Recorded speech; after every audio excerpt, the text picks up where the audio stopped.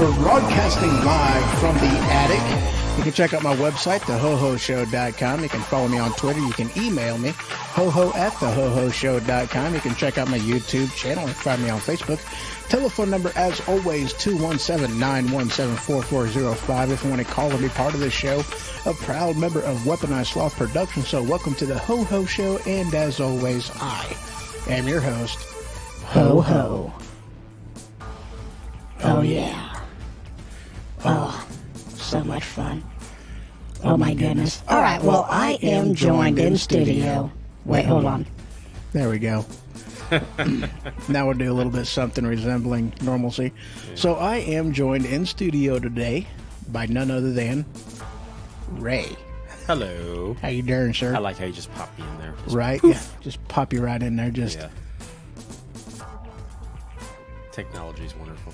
Dude, technology is awesome. It keeps you having fun, don't it? It does. It does. I enjoy the crap out of it. Good morning, Mr. Sneed. How are you today?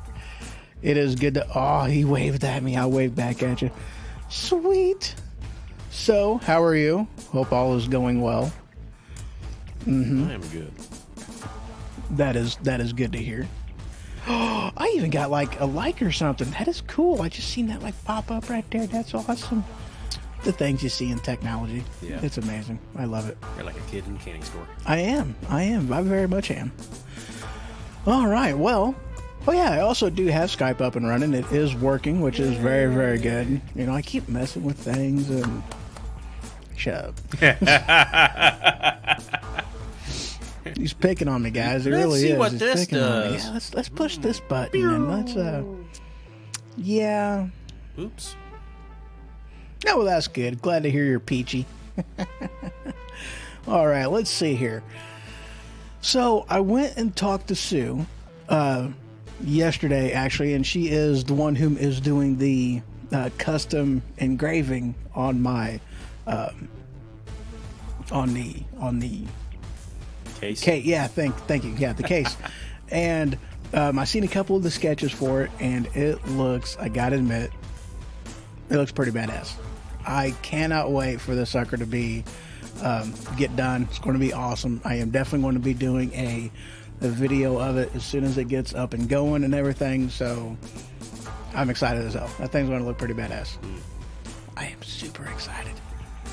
It's going to be amazing.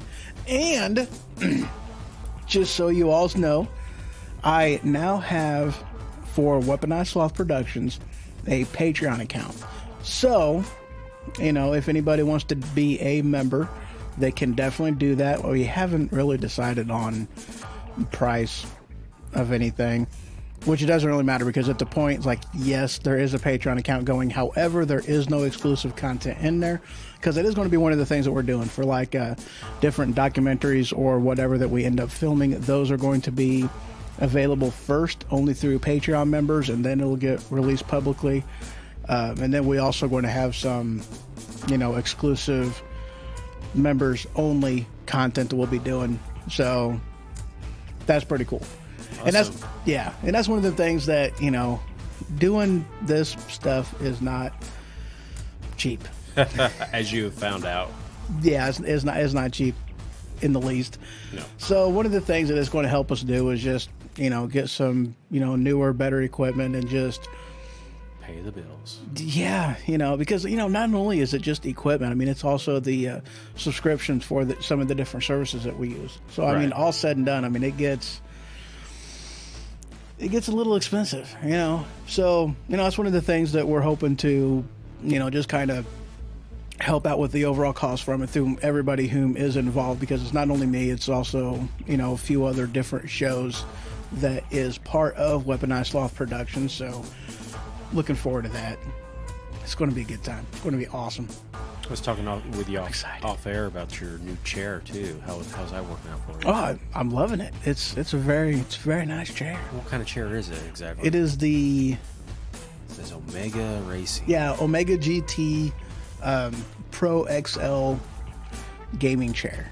Awesome. Yeah, it's nice. It's comfy. It rocks. Is You there a can, big like, difference lean from it the one back. I'm sitting in now? Oh heck Your yeah, old one? I yeah. mean, It's there is no comparison. There isn't. It's so nice. It's so nice. maybe someday I'll have to sit in it. Maybe. I'll let you do that later. Okay. I ain't gonna let you do it now. No. That's okay. I'll wait. So, all right, let's see. What else do we got? I mean, we could like go ahead and start diving into it. Let's dive. Dive. Deep water submersion. Down periscope flashbacks. I don't know. All right, so we'll go ahead and get right into it. Let me grab my notes here. So, of course, as I am sure you guys are aware, I use Flipboard all the time. It is my go-to hub for anything, everything, and all things. Hold on. I'll get there. News. Oh, yeah. It's one of them aspects of having toys. It's so Yes. much fun. So, let's see. Let me find that correct story. So, yeah, I mean, I love Flipboard because it's highly customizable. There is so many different things that's incorporated in it, customizable. It's an awesome place to go for news, for whatever. For Have you used anything. that from the very beginning? Or did you just stumble upon it? Well, actually, whenever I first started, paying attention to news and just wanting some type of a news hub, I started off by using, I think it's called Pulse, and it was a LinkedIn thing. It was something from LinkedIn, and it pretty much did the same thing the Flipboard does. I mean, it was a hub that a lot of different. Access to a lot of different news articles and sources and things like that. And it was looking for it again and then stumbling into Flipboard. So that's more or less how that ended up happening. So, hello, Cobra. How are you doing today, sir? Hello. Winding Cobra. Awesome. I like the name. I dig it. I'm hoping I said that right. I'm hoping I can read. That whole English thing is a first language. I tell you what, it's a little on the weird side. It does. It gets you all the time. All the time. All right, let's see here. Keep moving this stinking microphone. All right, this first headline that I got, and this actually comes from the Federalist. Headline, does gun control reduce murder? Let's run the numbers across the world. Now, here's one of the things of why I brought this up. Now, yes, this is a numbers, this is a statistic thing, this is a, normally the thing that, right-wingers hate, because one of the things that left-wingers are great about doing, and that is limiting the people of whom they get their poll data from. Right. Limiting it to only, the people that they want to interview. That's kind of like the whole thing with global warming. Why do 4 out of 5 scientists agree that global warming is a thing?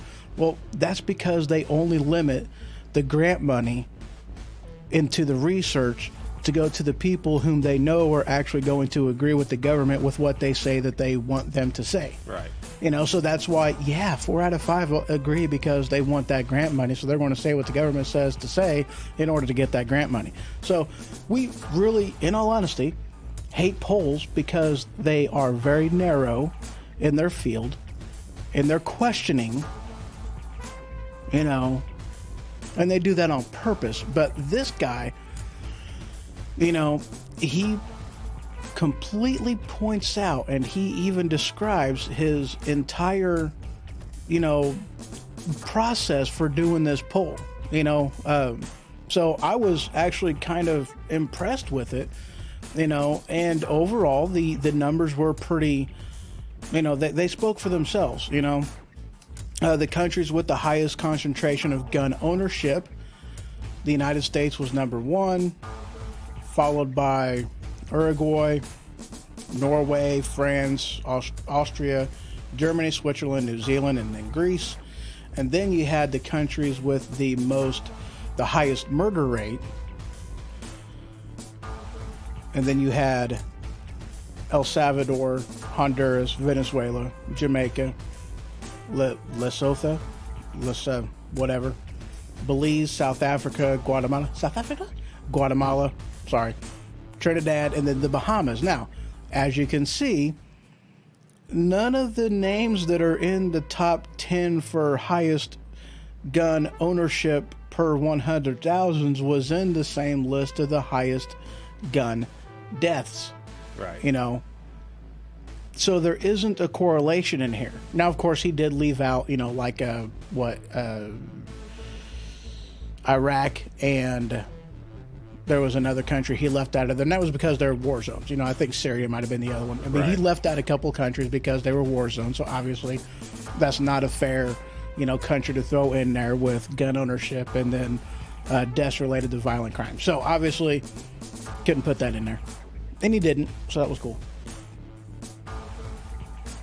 Turning down that a little bit. My headphones, it was kind of hot.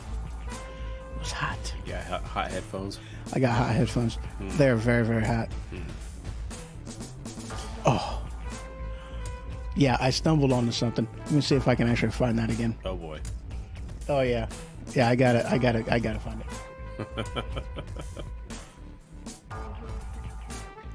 All right, here you go. Hold on.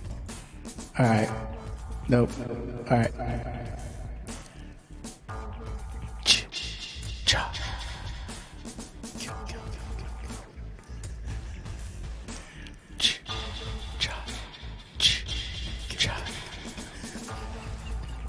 We are so children.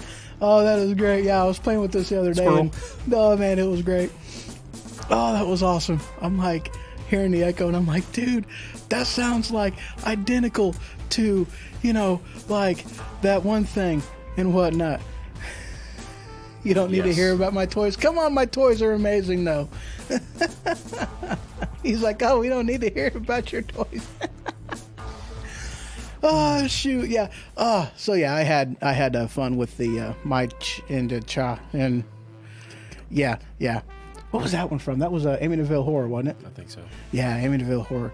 Good show, by the way. I like the remake too. You know, Ryan Reynolds, good actor. Awesome. So your gun control thing there. Yeah, my gun control. Let's get out of the squirrel and climb down from the tree. So, you know, but that was one of the things I liked about this guy's methodology. Is that the right word?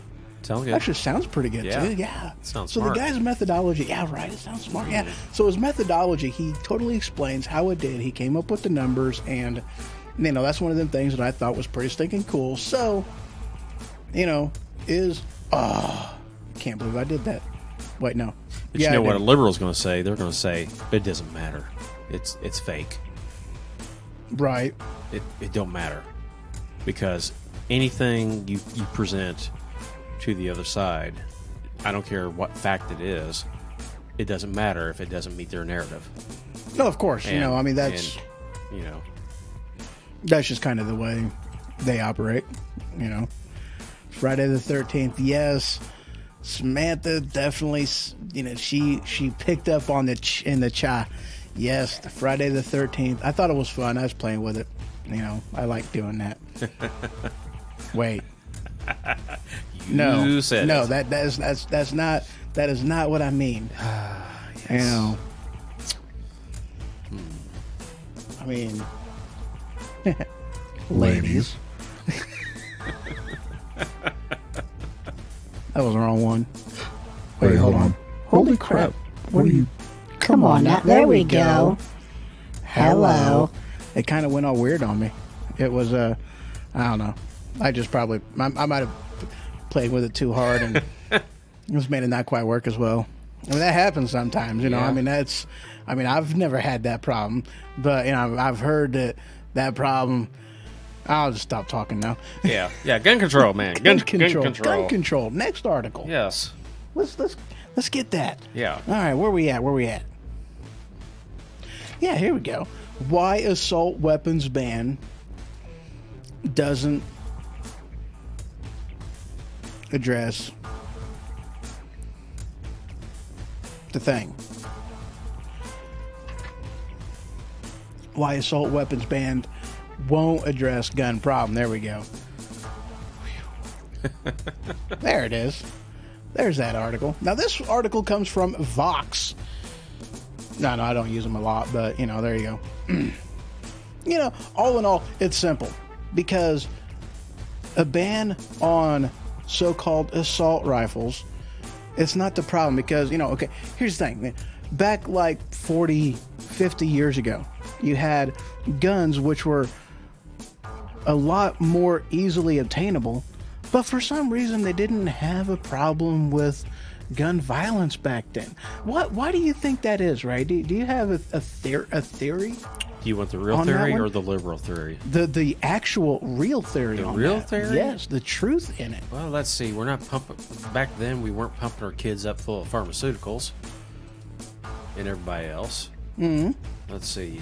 Back then, our families were together. They had more moral values. They sit down at the dinner table together. They, you know, they didn't have all this external, what do you call it, sources like games and this and that, and it was just a different time back then, and you know, just the way we were brought up and our values were a lot different than currently today.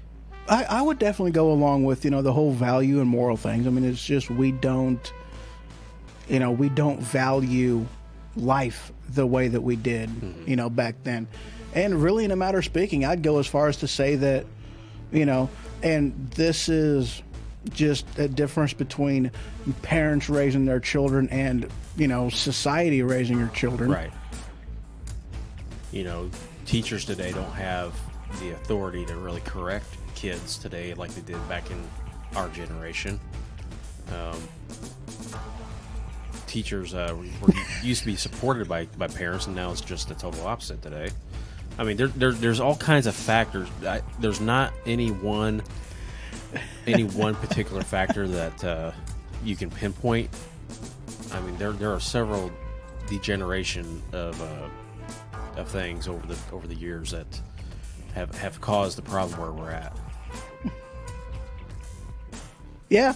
Yeah. Do you want to share something with us? Yeah, I'll let you read this. Okay. Just the bottom one. Don't scroll up. Just go to the bottom one.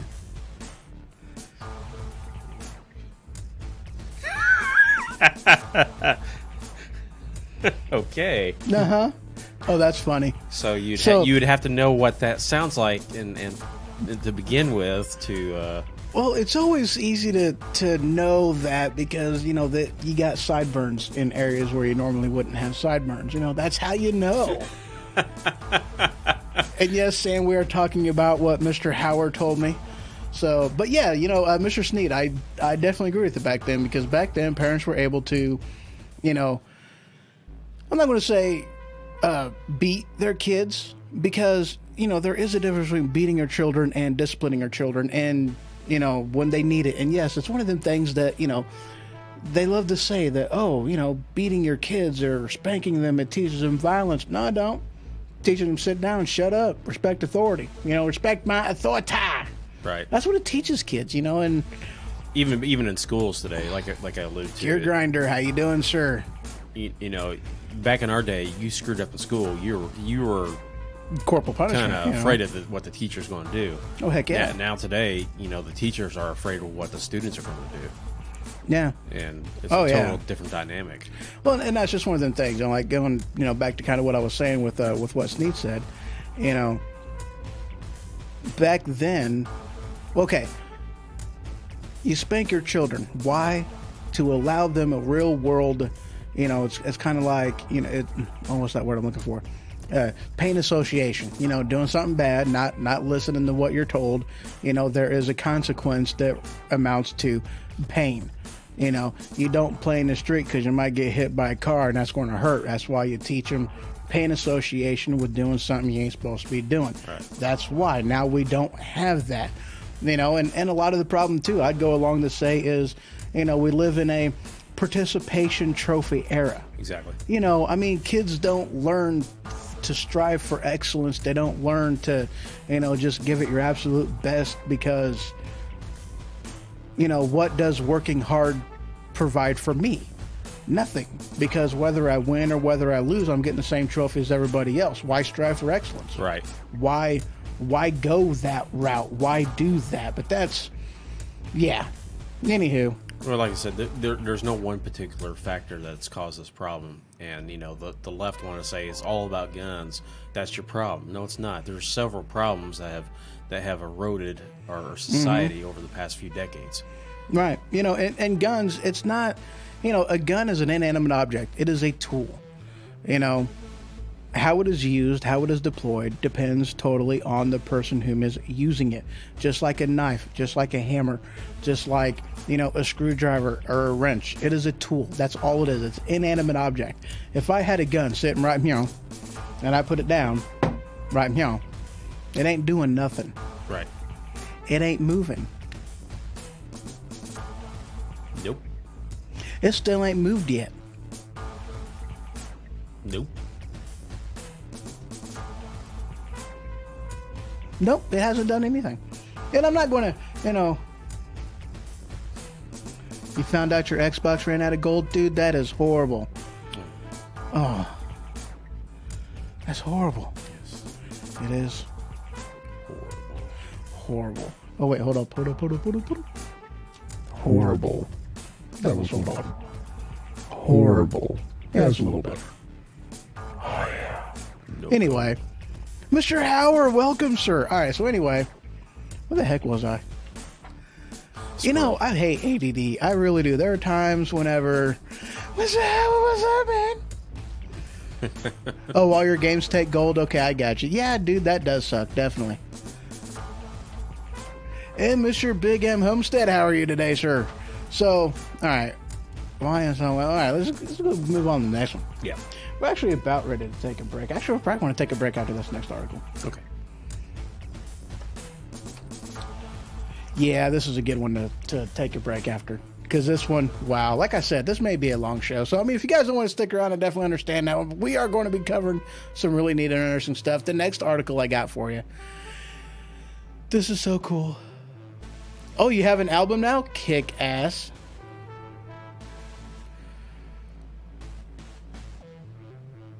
Gear Grinder, have add to, it's hard to focus. Yes. Yeah, having ADD does make it a little bit hard to focus. Actually, the problem is I focus on too many things all at the same time. Staying on point, on topic sometimes. Like I said before on a previous show, you should have been with me when I took him to Quaker Steak and Lube one night. Oh my God, that was so funny. Dude, okay, there was like 20 TVs. There was cars hanging upside down from the ceiling. Not just any car, not just, like a Pontiac Civic or... Okay, so that's not a car. But it was like a race car, a drag car, hanging from the... Oh, it was cool. Anyway. You was an ADHD overload that night. Dude, I was definitely an overload that night. It was so cool. All right, where am I at? Guns won't save us from tyranny. Yeah. This article comes from Temple of the Future. I have no idea what that is. Yeah, I have no idea what that is. It's in the future. It's in the future. We're not supposed to know what that is. Yes. Anyway, all right, this is one of them aspects of, conversation. The whole point, this is one of the things that cracked me up, is the people nowadays, bow chicka wow wow. It's going to be one of those nights. It is definitely going to be one of those nights.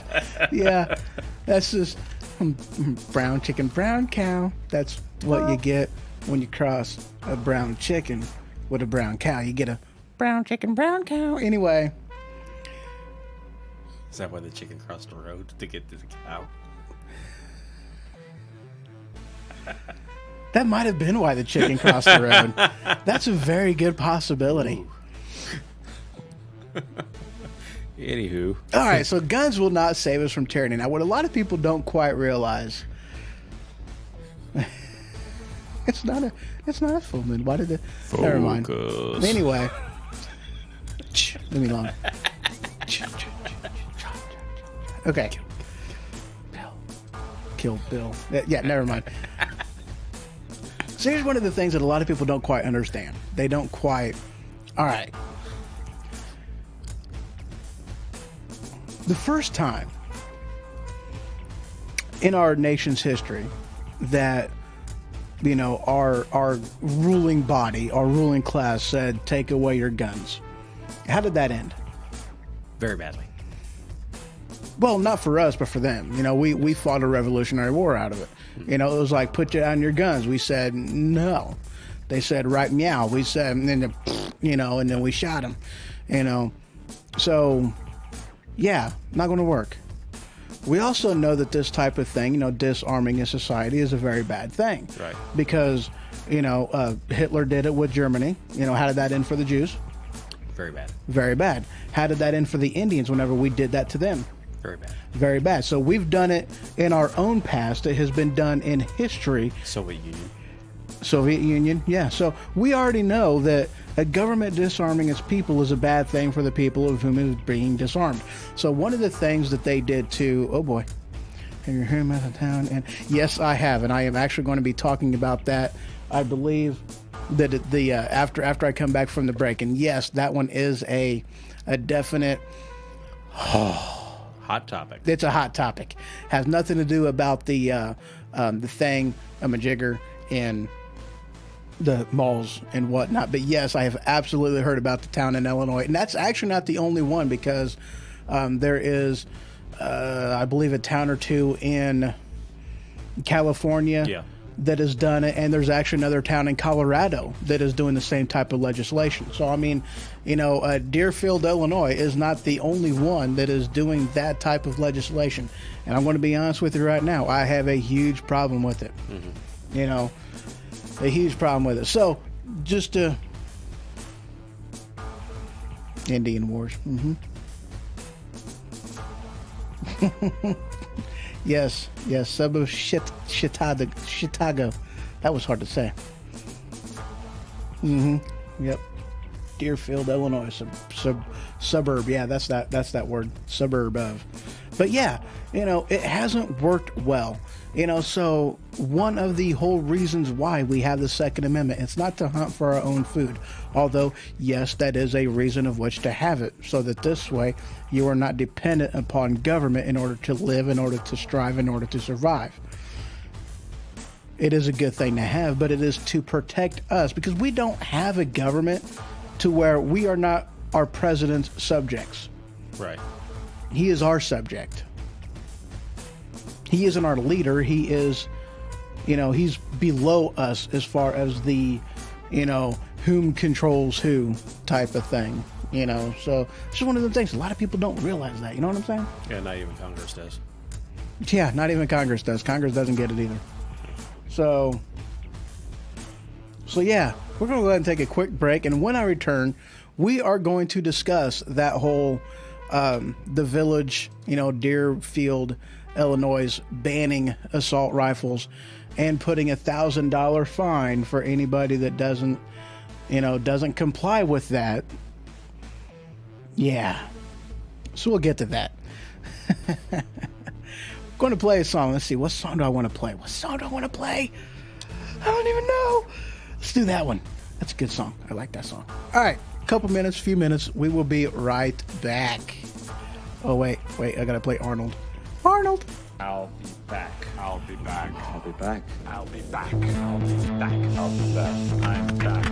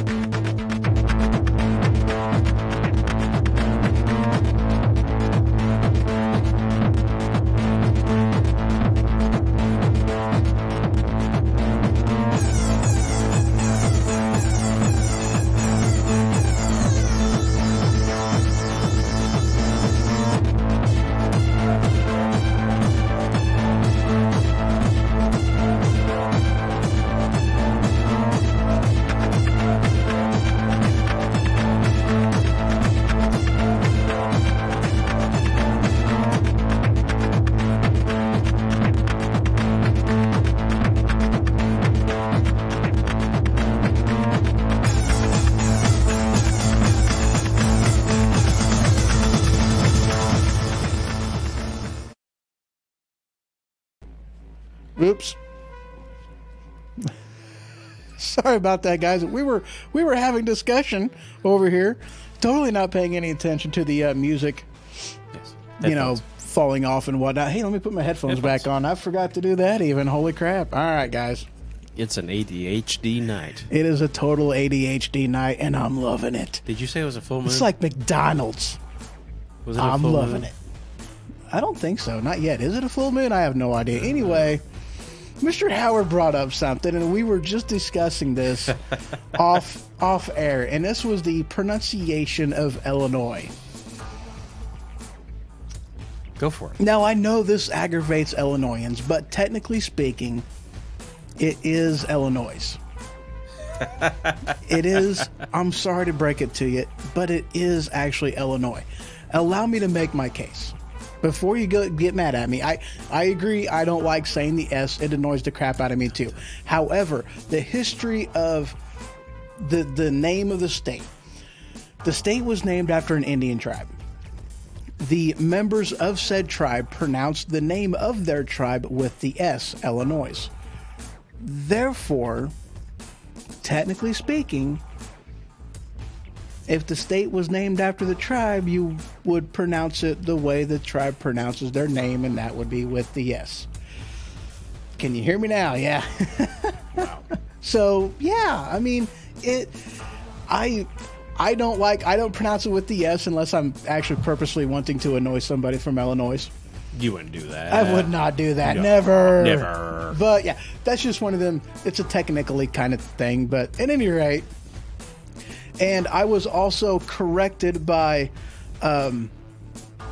Big M Homestead on what I had said earlier. And Deerfield is actually doing a ban on all semi-automatic weapons, not just assault rifles. So, I mean, they're going above and beyond. And if you fail to remove your weapons, and I believe this also includes magazines that hold more than 10 rounds of ammunition per, well, whatever. But you get $1,000 fine per day. Exactly. I don't care. Don't care about what? Don't care about Illinois. Don't care about the fine, $1,000 fine. Doesn't matter. Anyway. But yeah, $1,000 fine per day. Now here's my thing. All right. And I've had people whine and cry to me about, 10th Amendment, they can do that, yada, yada, blah, blah. They got the freedom to do that. They can do whatever they want to. Because it has already been discussed in federal court, because they had a hearing based off of this, and they said an assault weapons ban is not a violation of the Second Amendment, which I have no idea how it couldn't be, considering it does say shall not be infringed. Of which case, I don't seem to understand where the big argument, how hard is it to understand shall not be infringed? Don't you freaking people speak basic English? It's not, it's not that hard to understand. Well, when you have a liberal judge making those rulings, then they can basically whatever they think is correct in their eyes is the way it's going to be, and that's how it should be. And that's how they go. Yes. Supposed to be, the judges are only supposed to base their rulings off of how a certain law weighs against the Constitution. If it goes against the Constitution, it's unconstitutional, therefore Right. it is not valid. That's what they're supposed to do. But instead, they put their own little spin on things, and they want to redefine that. We have been given the understanding by, government-run education system that I barely speak English as a third language. I know.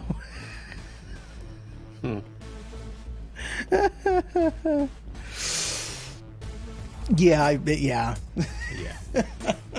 But anywho, we have been given the understanding, we have been told, and wrongfully so, that the Supreme Court's job is to interpret the Constitution.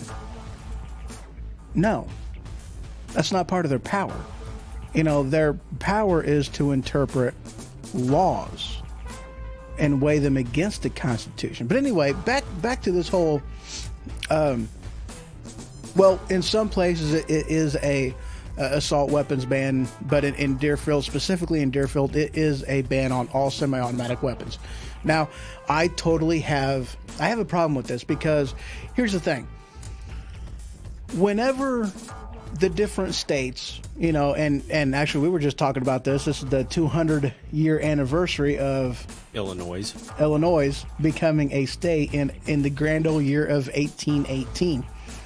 And of which case, whenever they decided to become a state 200 years ago, they agreed to, you know, it's like the terms of service and, you know, the terms of conditions or agreement, whatever, that you sign with Facebook whenever you know, get a Facebook account. They agreed to the Constitution.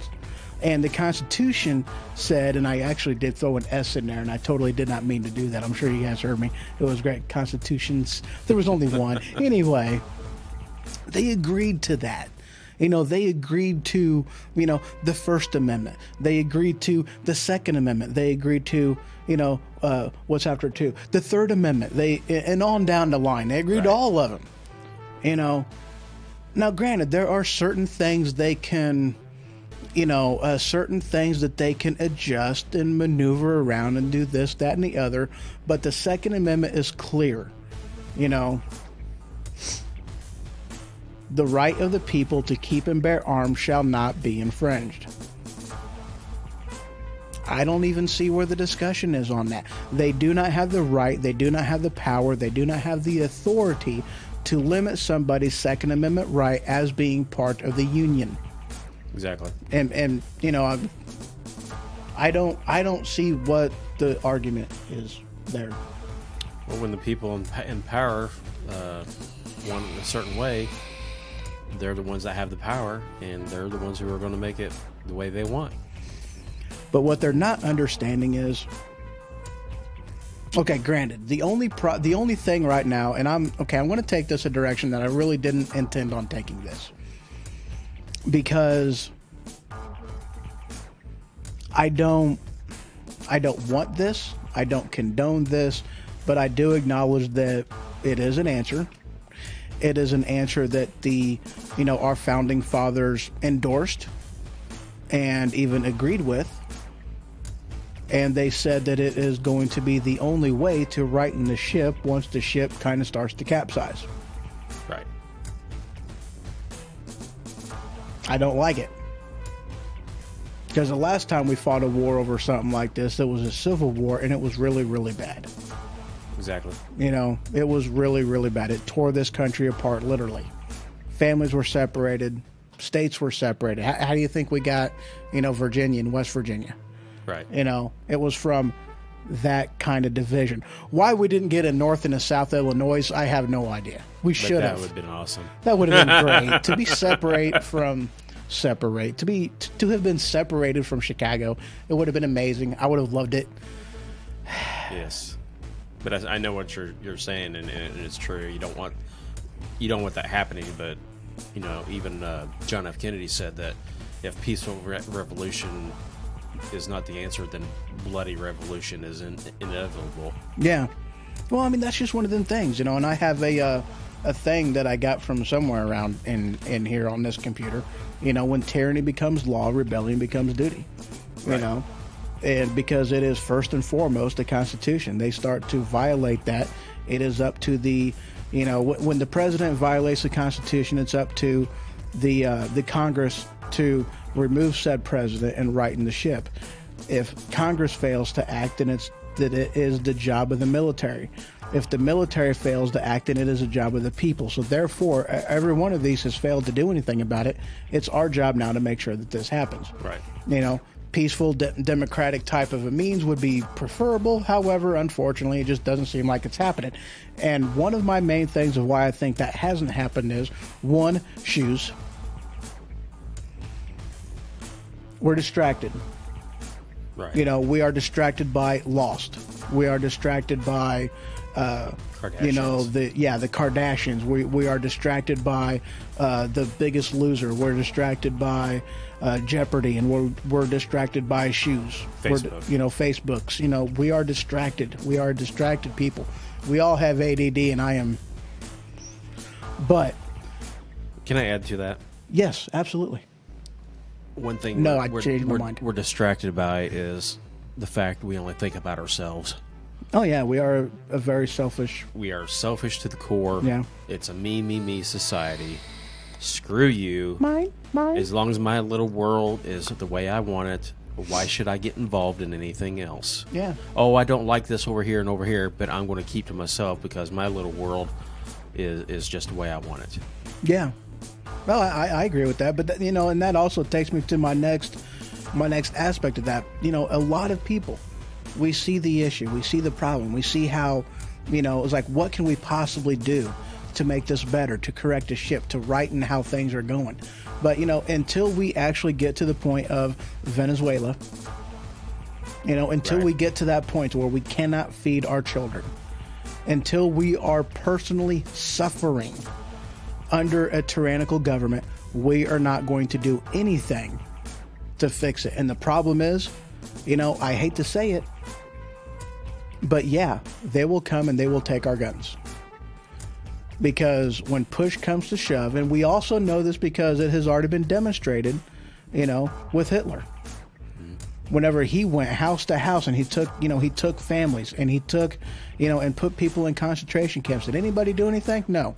And by the time by the time people got serious about doing something about it, it was too late because there was nobody left to stand in the fringe, to stand in the gap, and to keep government from doing it. There was nobody left because they already took everybody who would have stood up for you.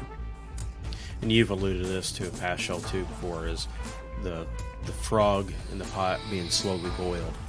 That's what we are right now. They keep turning that heat up just enough to where you can't really feel it or notice it a whole lot, and then they'll go a little bit more and a little bit more, chipping away at your constitution just a little bit, and a little bit more and a little bit more, and then, like you said, before you notice it's too late. Yeah. And another aspect of that, they've already done this. They did this by rounding everybody up and putting them in wherever they put everybody after Hurricane Katrina. They shut down communications to where nobody could talk to the outside world about how things were, how they were being treated and how everything was happening. Right. They rounded people up. They took away their weapons. They took the means by which for them to protect themselves, and they rounded them up and they put them in places. And not necessarily a concentration camp, but it amounted to the same thing. They've already done it once in our history.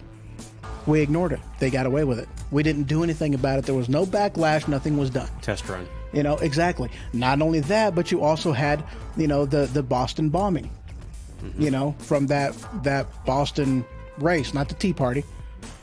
Totally different thing. Right.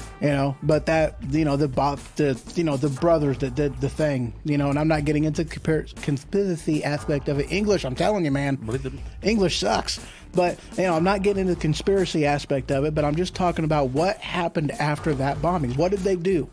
They basically forced everybody into their home. They went door to door, and basically disarming everybody. They disarmed you. They searched your house, unconstitutional, unwarranted search and seizure. That was unconstitutional, but was done in the name of security. They had the right to do it. That was in your best interest to, suspend the Constitution for a manhunt. They've already done it once. What happened out of that? Nothing. And that brings me back to a point, Star Wars, man.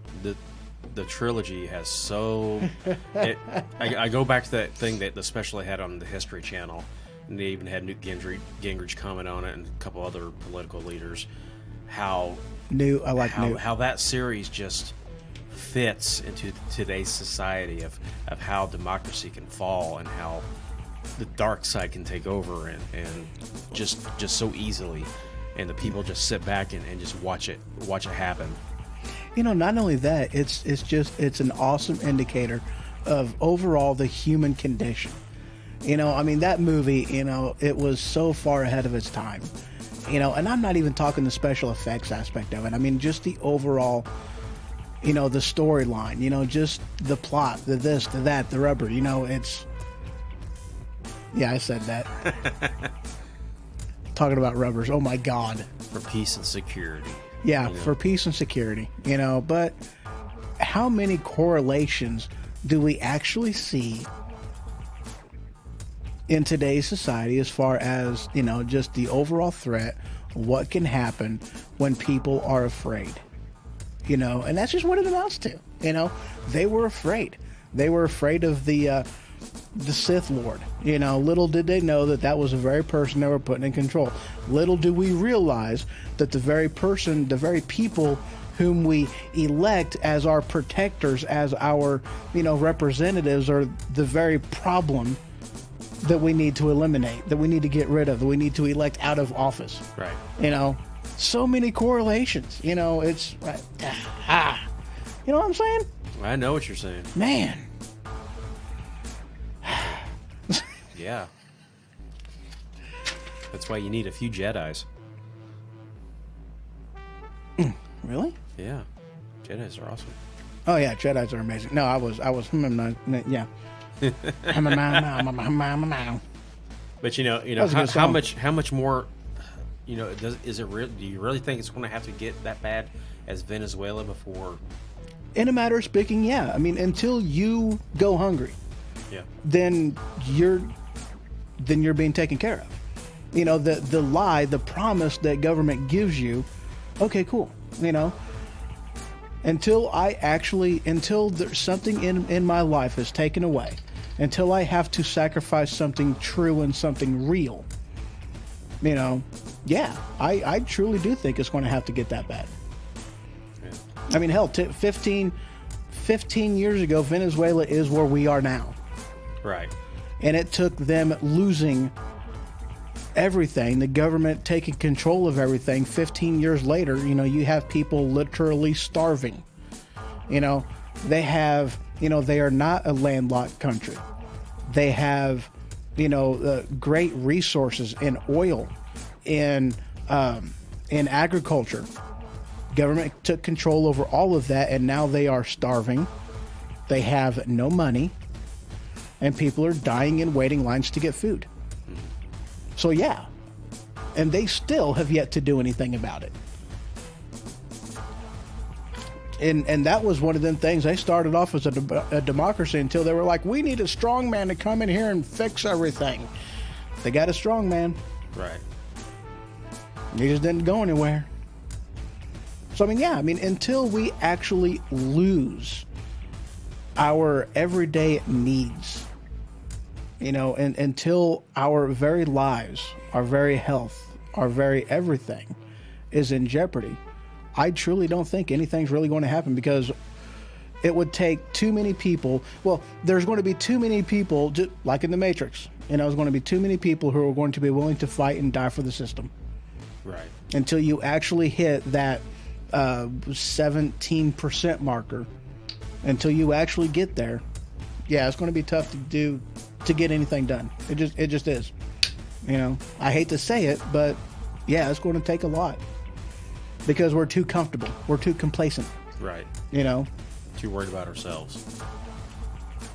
we have to save the kids, therefore we have to eliminate all weapons. Right. Once we eliminate all weapons, we no longer have the Second Amendment. Then there is nothing stopping them from taking the First. Exactly. There's nothing to stop them from taking the Third, the Fourth, the Fifth, the Sixth. And then by the time that we realize how many freedoms we've actually lost, it's going to be too late, and there's not going to be a damn thing we can do about it. Right. And then we're going to be fighting with sticks and stones. Let's force all the liberals down there to the border to protect our border with sticks and stones. Yeah. See how far that goes. I've actually seen that as a meme not that long ago. It was kind of funny. I had to laugh about it. Well, that's our future voter base. They don't want to fight them. Yeah. Put them in. To get you started on that. All right, moving on. No, I'm not even touching that right now. I mean, it'll happen, but I'm not going to do it right now. So YouTube, did you know that there was a shooting at YouTube? Yes. When was that? Friday? Sounds about right. I think it was Friday. And it wasn't a film shooting. It was a actual shooting. Yeah, it was a gun shooting. I don't remember if it was a semi-automatic Weifel. Weifel? Yeah. You got to ban all those Weifels. It was the Wathgowy Wabbit. The Wada people. Wow. Weifel. All right, where's that one at anyway? Yeah, YouTube. And it was a female and she was a vegan. Yeah, exactly. I mean, she was like the poster child for Liberalism. Liberalism. Absolutely. So, just goes to show you that we know darn good and well she wasn't a conservative. We know darn good and well, according to how liberals, I mean, if you're gay, you have to be a liberal. If you are black, you have to be a liberal. If you're Mexican, you have to be a liberal. If you are anything besides an old white gray-haired man, you have to be a liberal. Right.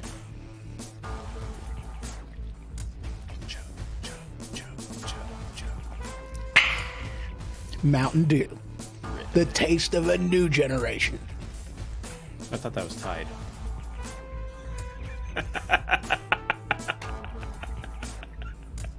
Mountain Dew, the choice of the old generation. There you go.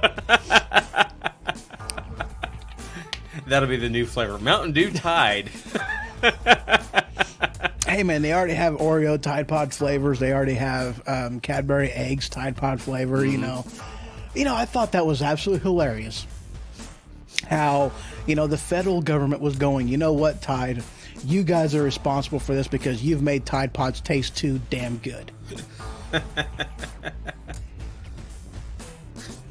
I mean, that's basically what they were saying. I mean, there was literally talks to force Tide to change the flavor of all things of Tide Pods because obviously Tide doesn't care enough about people putting their life at risk for eating a Tide Pod because they're not doing anything to make them taste horrible and bad.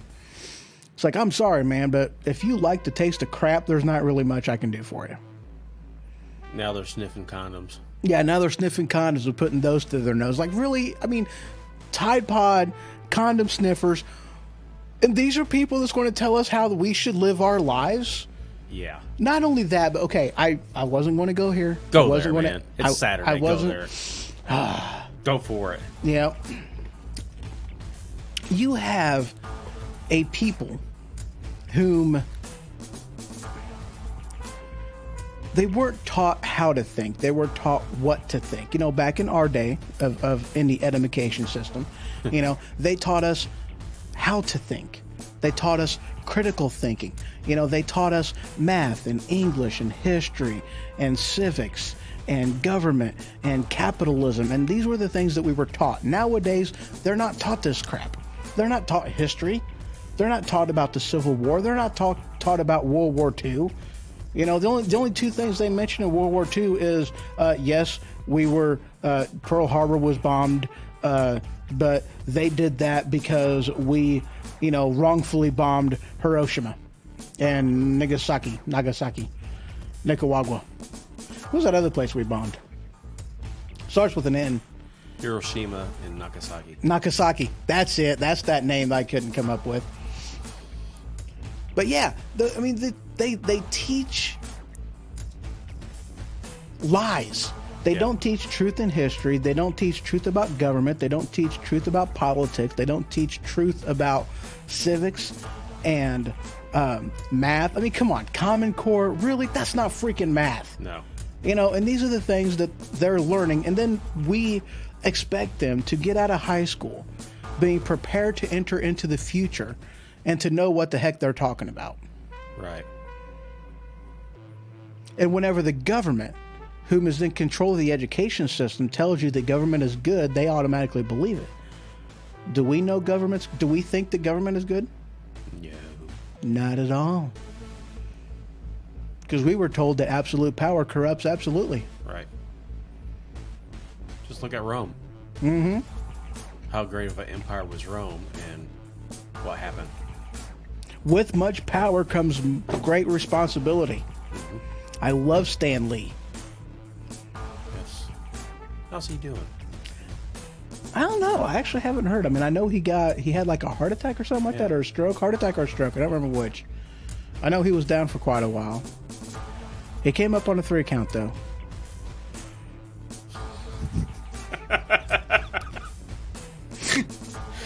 Clear.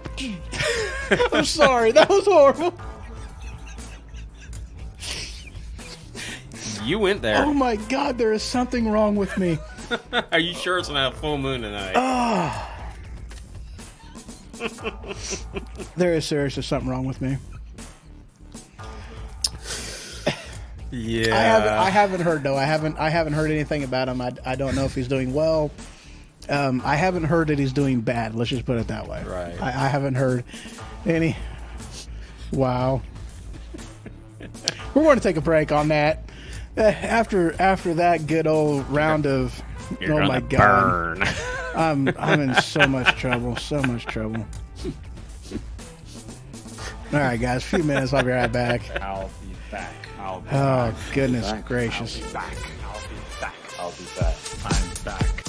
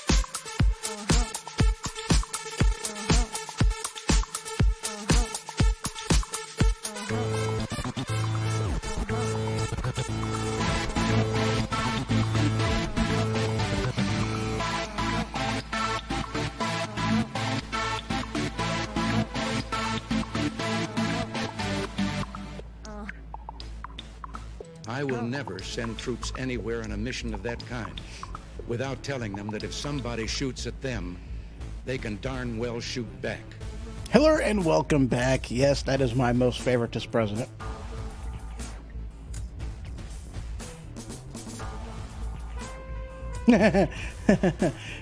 You know, yeah, probably, Sam, yeah.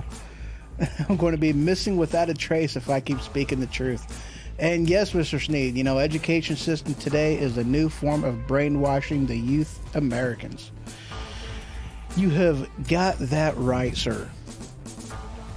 You know, and that's all it amounts to. And that's one of the things that, you know, that even Hitler did. He was brainwashing the youth. That's why he, you know, you seen him with, you know, kids around him, because he was brainwashing them. He was trying to bring them over to the dark side, if you will, you know.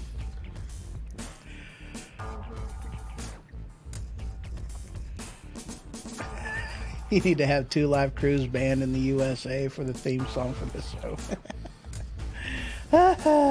All right, let's see here. Moving on. Where was I at anyway?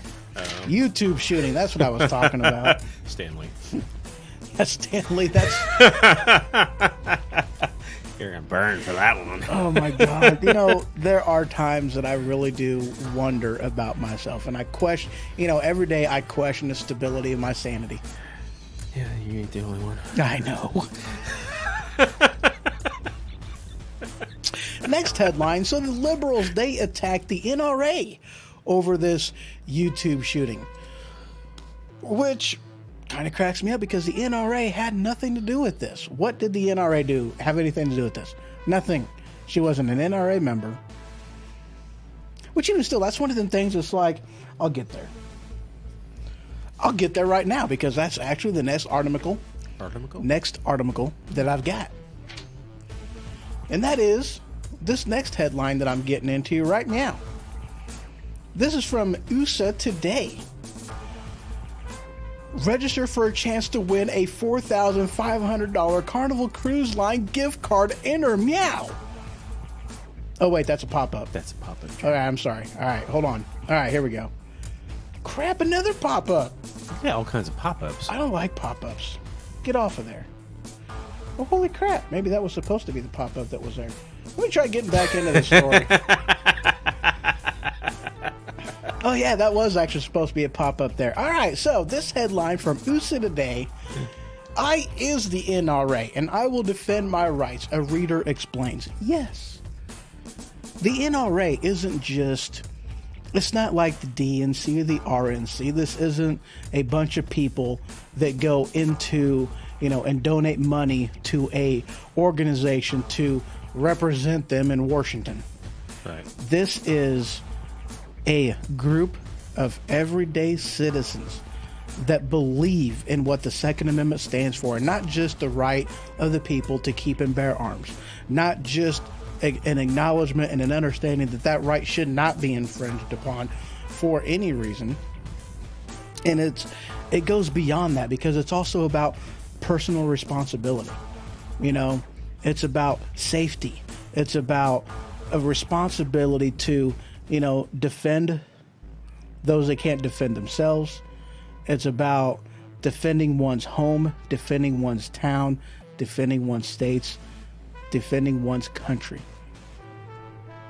There's way more to that than what the liberals want to acknowledge. It's not just a 3-letter thing. It's more than that. Right. It's a love for country, But the NRA is more, it's not an organization. It is we the people. And that's one of the things that these people don't understand. When you attack the NRA, you are attacking the people. Right. And keep attacking. They keep attacking because every time they do, the membership goes up. So just oh yeah, all you liberals out there, just keep bashing the NRA. You're doing them a favor, dude. Yeah, that's one of the things that I've read, that the NRA membership. The thing that the people sign up for and donate the money, it's up quite a bit actually. Right. It's up quite a bit. Yeah. Yep. Yep. Uh-huh. Love it. I'm loving it. So McDonald's. That was a joke, okay? A joke that I had heard a comedian talk about. And he's like, dude, it's like if you're ever at a party and you really want to just kill that party in 2.2 seconds, just go, this party is so McDonald's. And then you wait for that, that one swallow or two breaths, I'm loving it. And then it's like, oh, you are so dead. Then you just want to kill the guy that said it. I love that. I'm like, dude, that would be something that I would do. Yes, it would. This party's so McDonald's. I'm loving it. There's something wrong with me. Yeah, it has to be a full moon. Would somebody out there in internet land check to see if it's a full moon or if it's getting close? I'm awful curious now. If you know what I mean. All right, so moving on to another aspect of this whole Second Amendment gun right thing, gun ban. So here's this article. It comes from the Las Vegas Sun. What the heck is a Las Vegas Sun? It's the sun, as it only appears to be in Las Vegas. Yes. That's what it is. Anyway, Las Vegas Sun, take the bullets, not the guns. And that is a liberal fix for avoiding the Second Amendment. Right. Because obviously you still have the right to keep and bear your arms and own your weapons, but there is no such right about owning bullets in the Second Amendment whatsoever. Therefore, we can attack it that direction, take the backdoor policy. Backdoor policy. Ladies. Anyway, Wow. Yes, please check out that full moon thing. Anyway, but to me, arms. how do you feel about the backdoor policy? Well, Wait, we're not talking about the backdoor, right, Meow? Actually, whenever my grandpa, he used to own a bar here in town, and it was called the Backdoor Tavern. I bet it was. No, it actually was. It was the one over on, Yeah. Cheney and Park, I think is what that is. Yeah. But wouldn't you say arms or ammunition is a part of bearing arms? I mean, I'm glad you put it like that. And, Mr. Howard, you're an amazing man, and he keeps that right to bear arms every single time I see him. He likes wearing, no sleeves on his T-shirts, which is a very awesome thing. So he exercises his right to keep and bear arms, which is another thing that the liberals are like, it doesn't mean weapons. Yeah, it does. it's like saying you can keep your car, but you can't have your spark plugs. Right. Well, you see, okay, that's one of them things, too. Okay, and this is why I brought this up. This is exactly why I brought this up. Because if you're going to tell me that I'm going to tell you, okay, oh, holy crap. Uh-oh. Give me a second while I whip this out. It's All not right. that type of show. This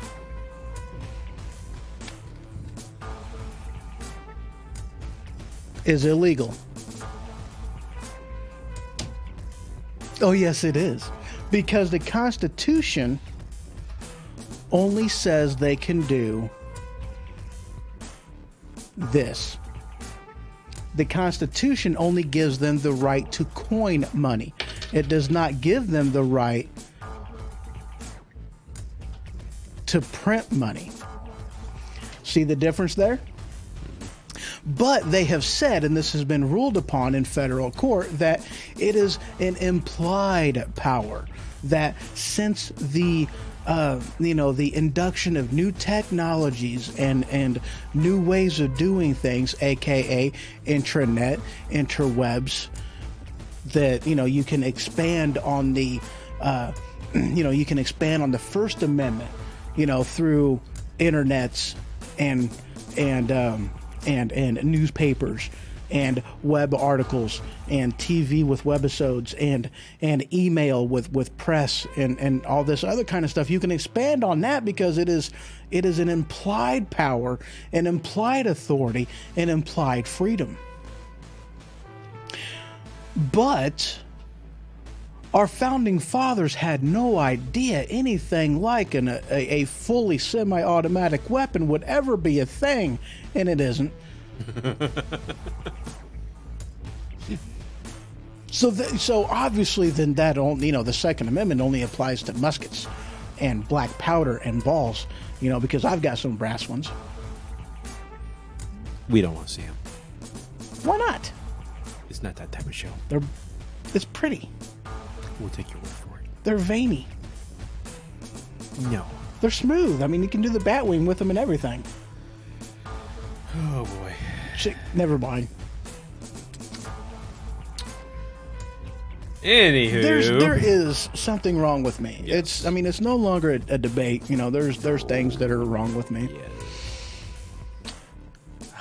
Anyway, it is an implied power, an implied authority. So therefore, if the federal government can do this, then I can have this. Wait, that's a pen. Well, this too. Because this isn't an ink and quill. This is a pen, which is still, free to use and write because freedom of press. Right. And if let's just say this was a bullet, not the magical ones that goes other places, but the ones that goes pew pew in a gun. For the younger generation out there, don't worry about a bullet. You guys will find out later. Anyway, there are things wrong with me. Yes. So anyway, and they also like to say, moving on to the next one, that an assault weapons ban, it doesn't violate the Second Amendment because, you know, in no way does not allowing somebody to own a specific type of weapon is a violation of the Second Amendment, even though it says shall not be infringed. It doesn't really matter. But they say it's not an infringement. See, that's more of a policy issue. Wait a second. Did you know that the shotgun, a sawed-off shotgun, is illegal to obtain, illegal to have? Right. It is an illegal modification. Yes. Do you know why? Do you know the legal reason as to why it is not legal to have a sawed-off shotgun? I've heard of it, but it's been quite a long time. The reasoning is it is not a weapon or a modification that is currently being used by our military. That's why it's illegal. So let's switch that around a little bit. If it's illegal for me to own it because it is not a current modification that the military uses, then that would mean that if the military uses that type of a modification, then it's okay for me to have. Sounds good. Well, isn't that the legal precedence that has already been formed by that ruling of why I can't have a shot-off shotgun? Depends what type of judge you're talking to. The precedence is already there. Right. Doesn't matter about the type of judge. A different judge may want to overrule that a different way, but the precedence has still been set in federal court. Yeah. Absolutely. Yes.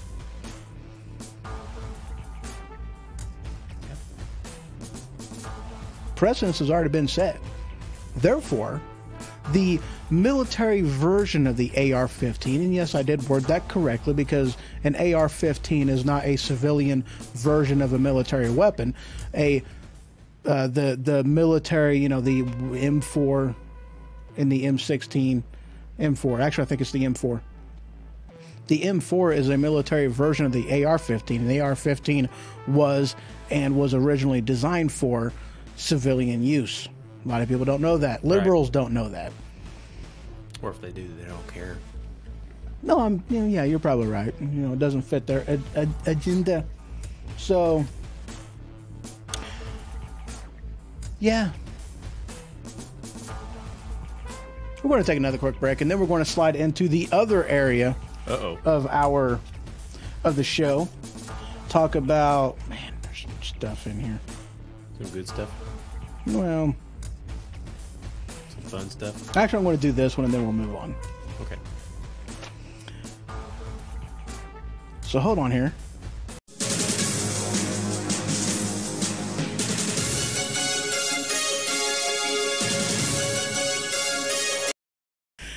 So I had to, dadgummit. So I had to use that for this reason. Breaking news. New York woman charged with decapitating her 7-year-old child. Wow. Yeah. I kid you not, I was floored whenever I read this. Let me move that a little bit because right now it is completely and utterly in my way. All right, where is that one? Where did you go?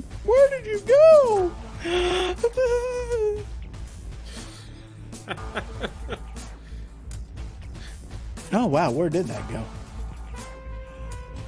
All right, you know what? I hate it whenever I do that. You know, things pop into my head, things happen, and you know, next thing you know, Apple's getting rid of this, and you know, Facebook asks hospitals to, you know, report on different things that people are doing, and you know, your camera's spying on you, and you know, repealing the Second Amendment, and it's in here somewhere. All right, you know what? I'm apparently not able to find it. Oh. Well, Take a look on it. ain't that interesting? Take a break and find it. 2020.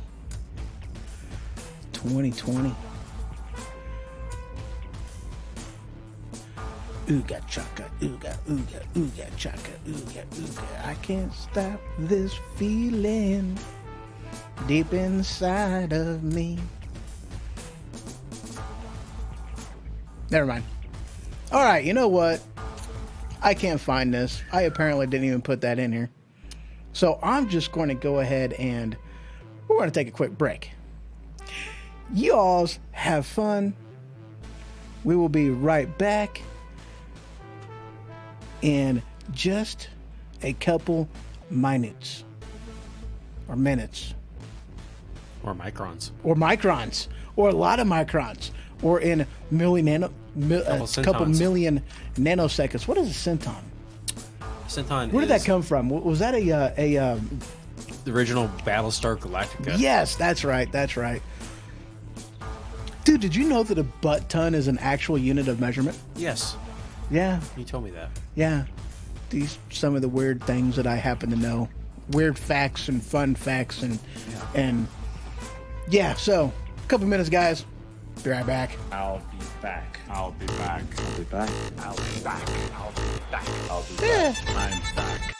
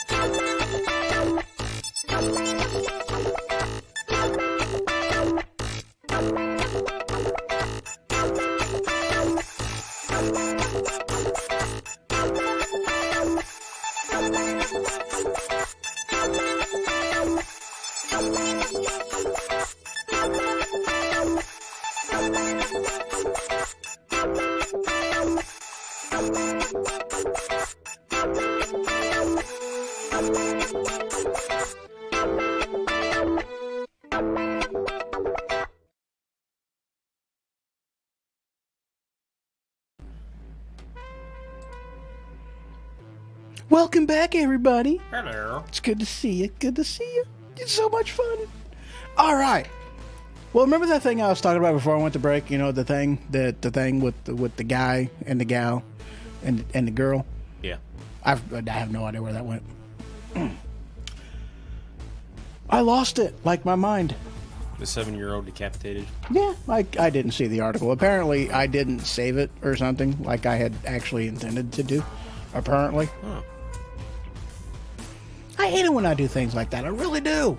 But if you want to know about it, you can always Google it, or it's out there somewhere. Yeah, I'm sure it's in there somewhere. It's from New York, if I'm remembering correctly.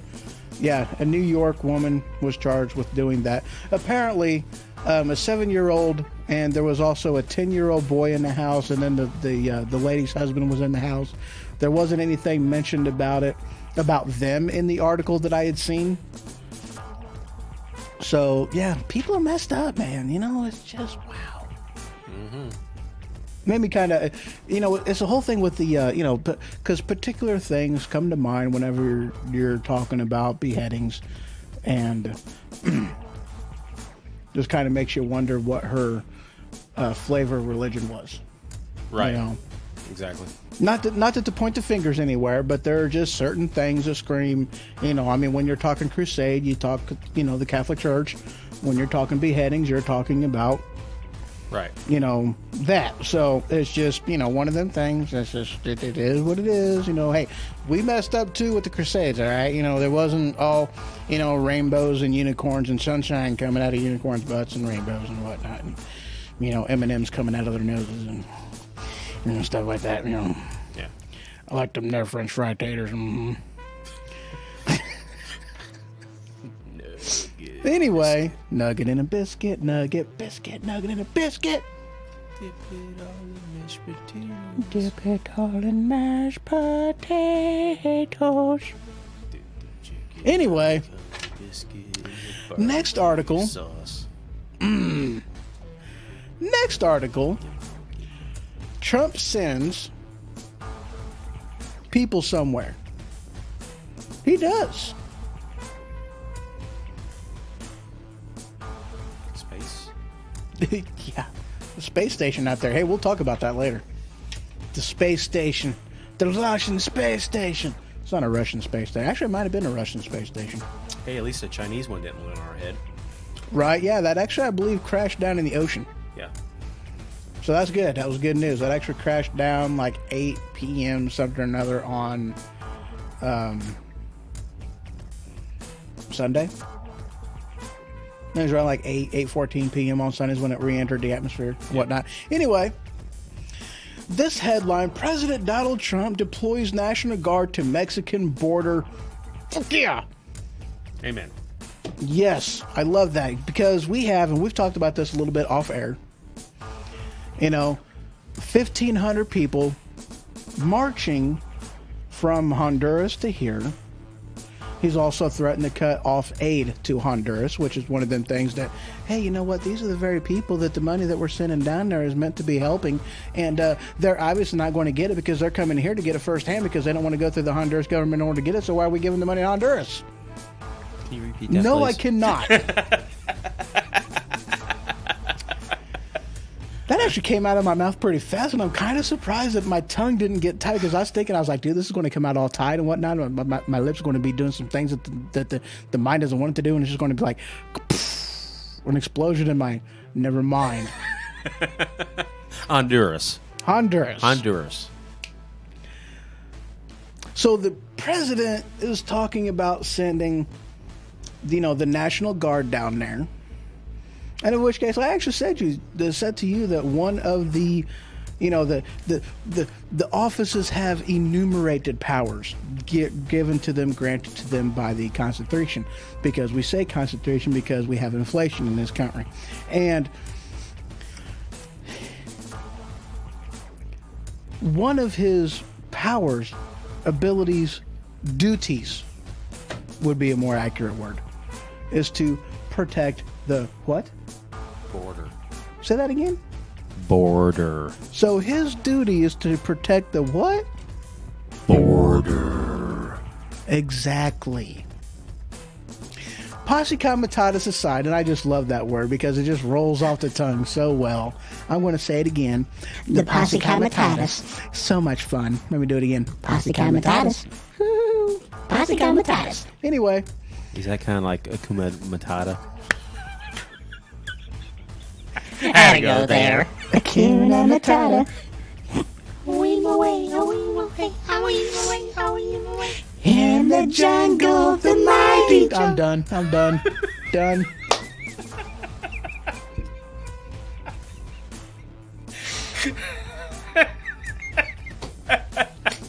Oh, holy crap. All right, what are we yeah. talking about? The border. Yeah, the border. So, Posse Comitatus. Posse comitatus. Matata. A weemba what? A weemba what? A weemba what? A weemba what? No. Oh my God. Like I said, there are things wrong with us, and what is wrong with us is no little thing. It's huge. It's big. All right. Anyway, Posse comitatus. Considering this is specifically and directly one of the things that is within the purview of the federal government, the president, to protect is the border. I would have to go as far as to say that yes, the Constitution does not provide for a standing army. However, we have one of those anyway. And the army cannot operate within the borders of America, and of which case that's why they did, the National Guard. It wasn't to replace the militia as they would have you think. It was a workaround to Posse Comitatus. Right. But I would say that considering this is a 12 or a 1,500 person army that is marching to the United States of America with the sole purpose of forcing us into a conversation in order to bypass our Constitution and to, force a conversation into immigration status and immigration laws, as they are forcing our hand into basically changing our Constitution and our laws, and of which case, how can that be anything but an invading army? That is within the purview of what the president is supposed to be protecting us from. Am I right? Right. Yeah. But there are already talk about Democrats doing lawsuits and all their usual tactics that they do and everything else. Ridiculous people. And also that caravan they said is broken up into smaller groups. I've heard that too. In order to, basically not have a huge of an impact in one area, right, and whatnot, trying to make them look less like an army.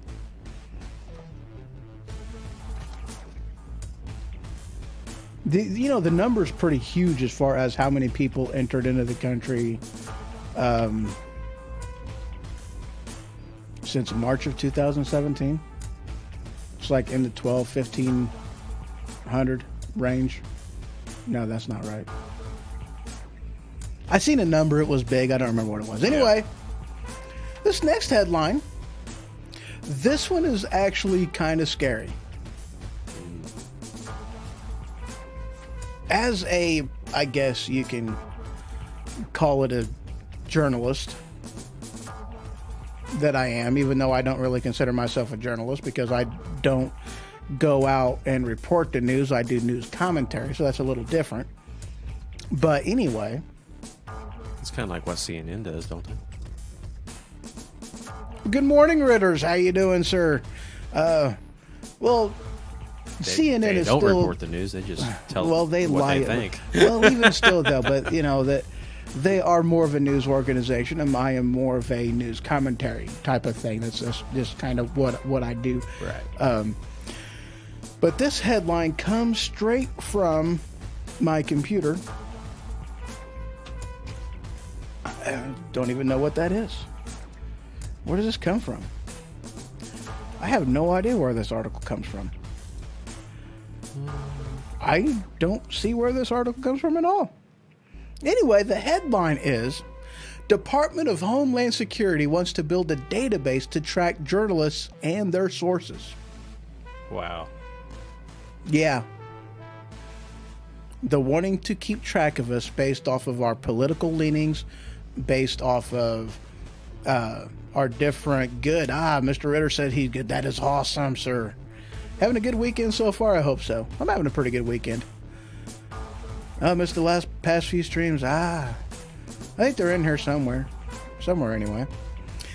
But it's good to have you back, though, sir. Definitely good to have you back. Loving it.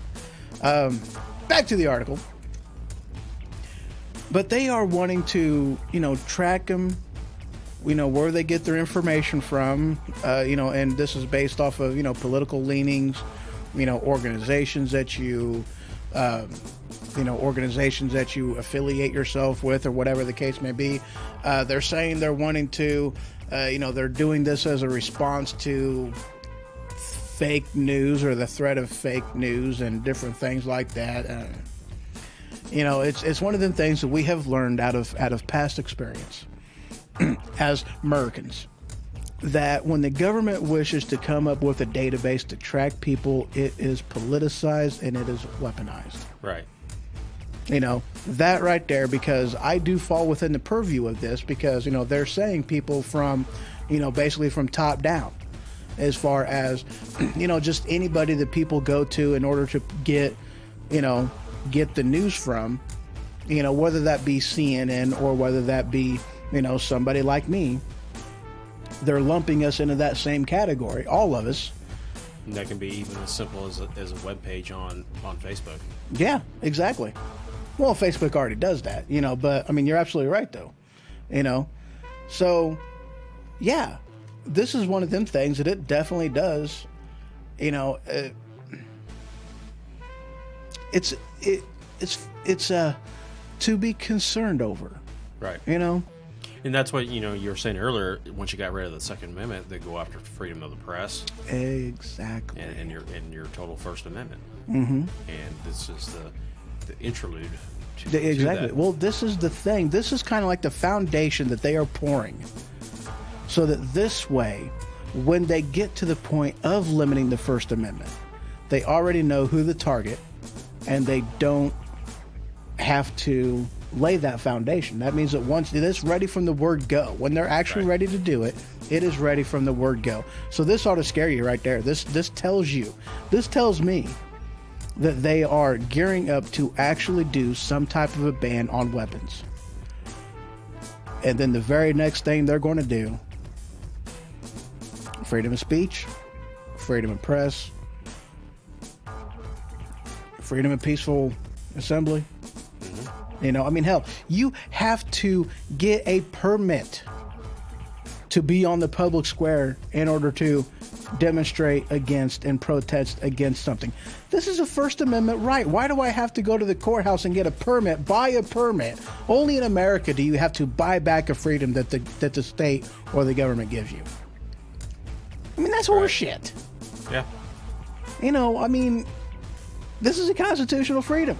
It's right there within the very lingo and wordage of the stinking Constitution. First Amendment, number one. But yet I have to buy a license to be able to exercise that amendment. Void Or card. that freedom. Yeah, Floyd card. Yeah, you know, it's like they want to not have, because it is racist, a voting card, but it's okay to have a Floyd card. Right. The right to keep and bear arms is a constitutionally protected right, but voting isn't. Voting just says that you can't be discriminated against voting based on your race, color, or creed. It doesn't say anything about, you know, technically speaking, you have no constitutional right to vote. Technically speaking, you don't. That'd be next. They can't discriminate you to keep you from voting. If the ballot boxes are open, the ballot boxes are open for everybody. But there is no constitutional right to vote. Ooh. I farted. That hurt? No, it didn't. It was kind of warm, though. I mean, I'm anxious to say. Was that the first time you did it in the new chair? No. No? No. Does it feel better in the new chair, or I can't say that. you get problems over there? No. Why your eyes starting to water? I'm good. Are you getting emotional, or I'm so emotional. yeah? Just keep your emotions to yourself over there. All right. Yeah. Whoa. What did you eat? I don't know what I ate today. I had cereal. Oh. Yes, I did. I had cereal. It was good stuff. Anyway, moving on. I'm concerned about that. You know, like you said, once the Second Amendment's gone, it'll fall like dominoes. Oh yeah. See, that's the thing, though, that people, you know, that the liberal left don't really want to acknowledge, and that is, you know, the one thing. The Second Amendment is it's the safeguard that protects all others. Right. You know, it's the levee that protects you from, you know, from the flood waters. You know, it's the dam that protects you from the. It's the dam that protects you from the lake. You know, it's, you know, that's what they don't understand. You know, whenever you get rid of the dam. The dam is good. Dam ain't bad. Damn good. Mm-hmm. DAM, not DAMN. Therefore, it is not a cuss word. Actually, technically speaking, damn is a curse word. Yeah. D-A-M-N. Yeah. Yeah. Yeah. Yeah. Anyway, there's something wrong with me. The Second Amendment was to safeguard all other amendments. Once you remove the second, you no longer have the first. Bottom line. You know, it is what it is. Moving on. Moving on up. Next headline. Moving on up to the skies. This next article comes from the Washington Post. And yes, I say Washington because I like cheating at Scrabble. ICE raids meatpacking plant in rural Tennessee. 97 immigrants arrested. Yes! Ice, ice, baby. Vanilla ice. Yo, man, let's get out of here. Word to your mother. Ice, ice, baby. Too cold, too cold. Hope I don't get in trouble for singing that one. Dude, I actually heard that, you know, there was a YouTuber out there, and he asked somebody a question, and he was waiting for his response. So he used the most, you know, pinnacle and obvious of I'm waiting on somebody to give me an answer music, and of which case he got in trouble because he was merely humming it into the microphone. Wow. Yeah, he got in trouble. So much for freedom of speech. It is copyrighted. Yeah. I can understand that. But he wasn't actually using the actual song. He was humming it. I mean, he was going merely, and he got in trouble for it. Wow. Yeah, and I just did it. I don't care. Yeah. Can't sue me. I got nothing. Anywho, ICE raids meatpacking plant in rural Tennessee. 97 immigrants arrested. That's amazing. I've said it once. I want to say it again. You want to get rid of illegals in our country? Quit giving them damn jobs. It's that simple. If they don't have any money, if they have no way to get into the welfare program, you don't give them a stake in the government by allowing them to vote, they're not going to stay here. They're going to go, bye-bye, bye-bye. They're going to go. Right. If they can't take care of themselves while they're here, they ain't going to stay. Quit giving them jobs. It's that simple. The best thing they can do is get in there to these meat packing freaking plants. That article right there. I forgot to do that during this show. Anyway, the best thing they can do is stop giving them jobs. You start going after the people whom are giving them jobs, you're going to severely, hugely, radically, and effectively cut back on the amount of illegal aliens you have in this country. Right. I mean, would you stay if you didn't? I mean, if you couldn't feed your family, if you couldn't provide for yourself, if you couldn't work, get a job, get money, earn money? No. You know, would you stay here? No. Why would you stay here? Right. But we give them these opportunities. We hand them over, even though it is illegal. It's illegal to give an illegal immigrant a job. Right. Still do it, though. Yeah.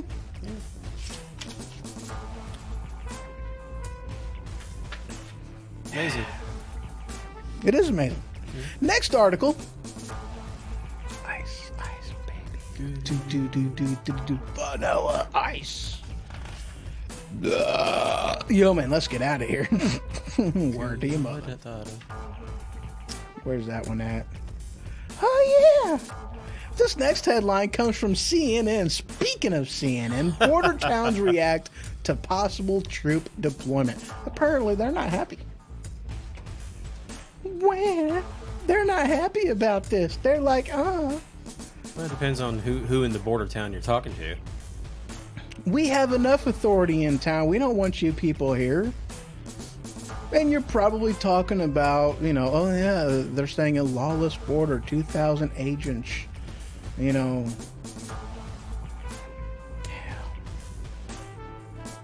Sheriff says it's a waste of money. That's kind of funny. I can't remember where, but I've seen another article somewhere else, non-CNN, that some law enforcement are welcoming them there. Oh yeah, I've read that too. More than one place. That's like, oh yeah, we want them to come here because, you know, We have nobody to stand between us and them. But you're not going to see that on CNN. Oh yeah, not at all, because CNN is it's the Clinton News Network. You know. Yeah. Yippers. I'm probably missing something. I'm not. So, all right, guys, I'm going to take one more quick break, and then I am going to talk about some tech stuff.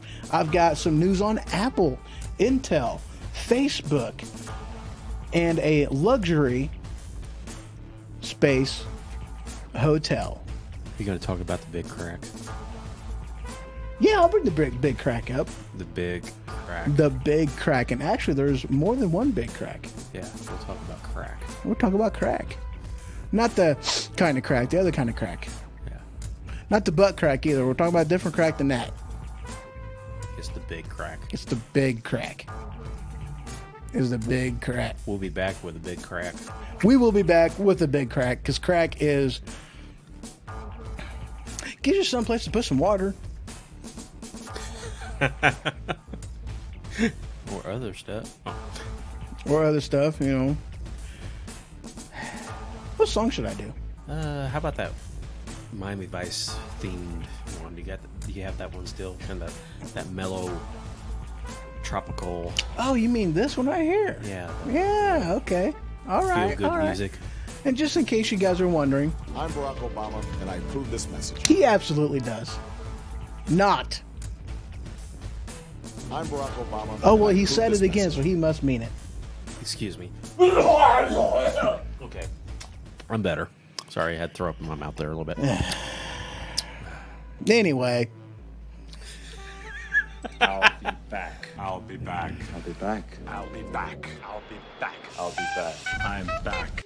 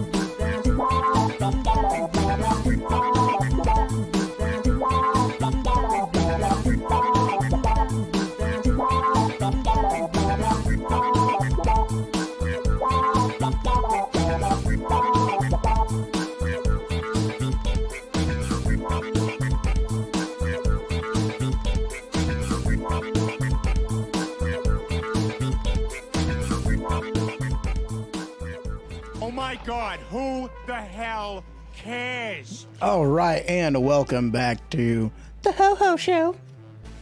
Oh, yeah. Sorry. You just hit the ceiling. Yes, I do that quite often. Well, you kind of do that a lot in the studio. So, this next article, it comes directly from some news place that I got it from. And it was very cool. And I got it, and I seen it, and I was like, wow.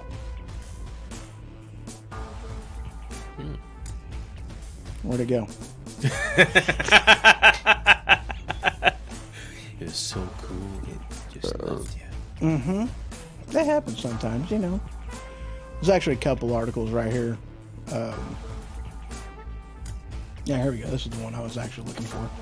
And then there's a couple of them that I've read on this one, and it's, you know, one of them is this is what we're doing. Another one is this is why we're doing it. So first, I want to cover the this is what we're doing. An Intel-free Mac in 2020 might seem unlikely, but it is coming soon. And this one, oh yeah, that one was from 9 to 5. 9 to, oh yeah, it is 9 to 5. 9 to 5 Mac.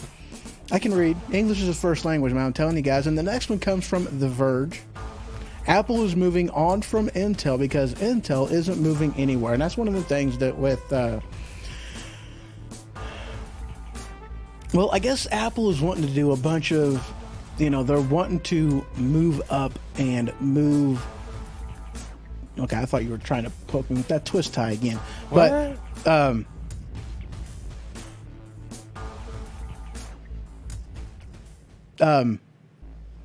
yeah, anyway, but just because with Intel and Ryzen, it's kind of one of them things that one doesn't move until the other one does. And right now, Intel is a leader in with the processors and whatnot. And until Ryzen comes up with the newer, better thing, Intel isn't going to be matching that and moving on from there. And it's just kind of one of the things that Mac is really wanting to up their game quite a bit, but Intel isn't upping their game in a way that Apple is happy with. So Apple is moving on from Intel, and they're saying by the year 2020, they are going to have a complete, basically a complete Apple-based system, because it's one of them things that very, very possibly they, I don't remember if they do their own GPUs at this rate. That's what I was about to in ask time. you. I was about to ask you that as a tech guy. Do you think Apple will be doing their own processors?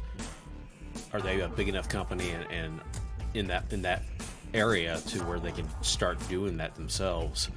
Well, if they're already going to be moving into doing their own CPUs, then there's no reason why they couldn't do their own GPUs as well. Right. And if Apple starts doing this, do you think other companies will follow suit? And then places like Intel will fall from the wayside eventually, and to where these companies just do their own thing? Well, in a matter of speaking, I don't really think so on that aspect, and that's just a more or less because, Apple is Apple. They have their own way of doing things. They have their, and you see this more prominently with their phones and how they operate and whatnot, and just with their, with the operating system in general, and because of their special needs on that aspect, they don't want to wait around for the the regular market ploys of how things happen in the tech industry, but considering with and this is kind of the same this kind of is the same thing when you're talking Apple phones and Android phones. Okay, with Apple phones it is only Apple, so I mean with Mac it is only Apple, with just period, Apple is Apple. But when you're talking Android, when you're talking PC, you're talking everybody right. else basically. So I don't see that happening, not across the board, because you would have to get IBM, you would have to get them all basically doing the same thing in order for it to really be making that much of an impact on it. So I mean, all said and done, I don't see it happening, just because of the diversity on the other side of the fence. Okay. Because that's like, with phones, for instance, and the same thing goes with phones. It's, you have Samsung, you have Motorola, you have, ZTE, you have Motorola, you got a lot of other different ones. So the likelihood of that happening because Mac is doing it this way, it's slim to none. Now that's not to say another manufacturer wouldn't do this. Right. That's not to say that, but I still don't think it would happen, because that's the thing though too, like the sales of processors to Apple isn't big enough to really hurt their bottom dollar. I mean, yeah, it looks bad, but I mean overall it's not going to really affect their sales. Not as much as what people may think. So I don't see it happening. Possibility, yes, but you'd have to get a lot of other people to do it, just because of how broad the field is on that aspect of it with things and stuff. Okay. I like stuff. Yes. And stuffy. And since we're talking computers and tech, this is one of the things that should terrify you. In all honesty, this should absolutely terrify you. Again, this actually kind of might be a prerequisite or precursor to something coming later on down the road. But this headline comes from /Gear. Report: Facebook asked did Hook It on Pahonix work it for me. They asked hospitals for patient info to match with its user data. Wow. They're asking hospitals for user data. Why? They say it's for more like, geared more towards ad revenue than anything else. They're not actually asking personal information or anything like that. They wouldn't want that information. This is for ad revenue. That they're doing it to make sure that, that they are where they say they are, or, they're wanting to know some of this basic information so that this way they can gives them ads that they would be more apt to click based off of their health information. Yeah. No. Exactly. No. Not at all. I'm really not happy with the some of the things that I've heard. I come to find out I am very conservative according to Facebook. Really? Yep. You can go into your phone and you can look up in their ads, in the ad section of it, and it will tell you, it knows your political leaning. If you are, very liberal, moderate, conservative, very conservative. And who knows the other, political leaning things that they have in there. But yes, Facebook says and knows that I am very conservative. Kind of almost reminds me of another topic we used to talk about, the fusion centers. Facebook seems to be nothing more than, or is becoming more of a public fusion center platform. Made a data collection company. And yeah, I mean, absolutely, that's what they're doing. And they say that they're doing this only for the purposes of basically ad revenue, so that this way they can make money off of you. Because anytime you're talking about a free site, the thing that is being sold is you. If they can't make money off of you, then it's no longer going to be a free site. That's just the way business is. But the problem is, Facebook has gone above and beyond their terms and their license agreement they are taking way more personal information. I'm talking IP addresses. I'm talking your phone IMEI number. This is information that they can hack into your system and control your computer and your electronics. Right. This isn't just, looking in, cracking the door, and, peeping Tom into seeing into your home with the night vision goggle to see exactly what's going on. This goes beyond that. And they're also selling it to third parties. Selling your information. Very possible. God knows who. Well, I mean, there's one in here that it said that they were selling it to something, and I forget what it was, or at least giving it to them. I don't remember what that one was, but yeah, Facebook has really been, it's sad. I went on a 1-year hiatus on Facebook. Wasn't on it for a year. You remember that? There's only one reason why I got back on Facebook. For this right here. Right. It's the only reason why I got back on Facebook. Just for social networking. That's it. Just for the show. That's it. I'm kind of dreading that. In a matter of speaking, I'm kind of dreading getting back into it for that reason, because of what I've been seeing and what I have been reading as far as what Facebook does with my information, my personal information. Now, granted, on my phone, you can go into your privacy settings and you can, check and uncheck different things, at least on your Android device, as far as what the app has access to. So I gotten rid of its access to, your camera, your microphone, your this, that, and the other, because the app itself, without your knowledge, can just turn on your mic, your video camera, front and rear facing. Now here's a question for you. Here's an answer. Even though you check those things, how are you for certain that it's implemented? They have things that you can check as far as, what app is communicating or at least accessing the interwebs. Okay. There's things that you can check that with. Okay. Yeah. They have the same type of things out there for computers.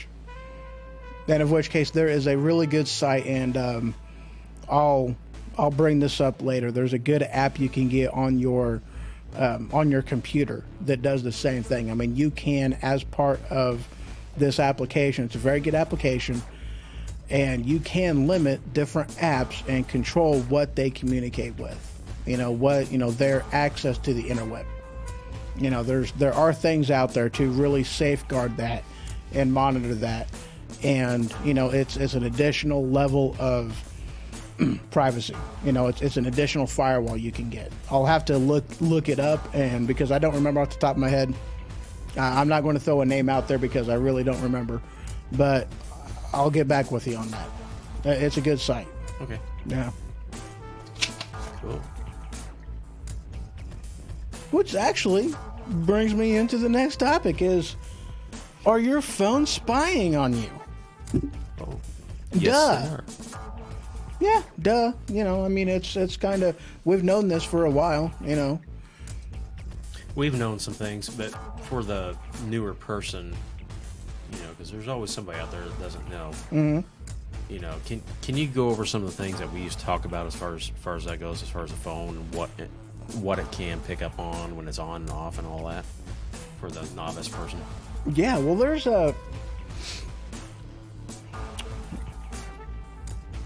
if you look through, okay, let me just get into it. Okay, and since we're talking about Facebook, I'll just go ahead and, get into Facebook and actually look at it. Give me un momento, por favor. Advanced features, no, applications, there we go. Loading. I loaded.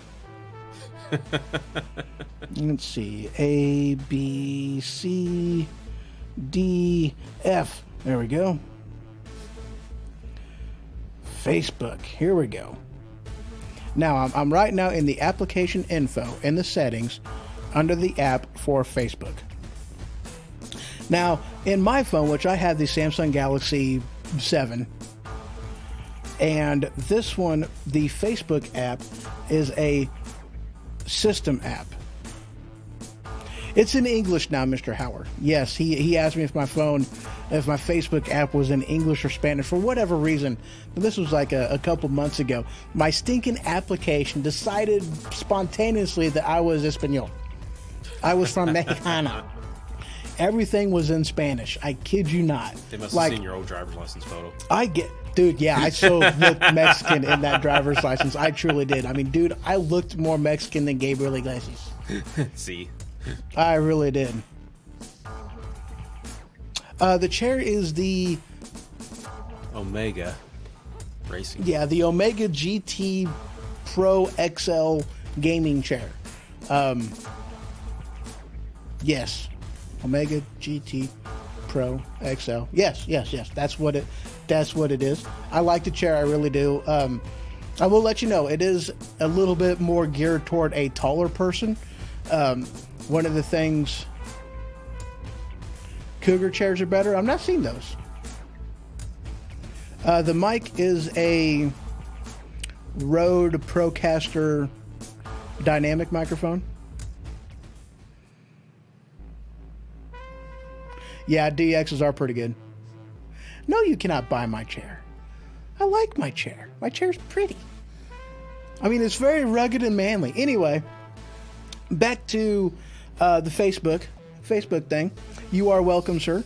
But if you get scroll down to where it says permissions, and you can see that it has access to your calendar, to your camera, to your contacts, to your location, your microphone, your phone, your SMS, and your storage.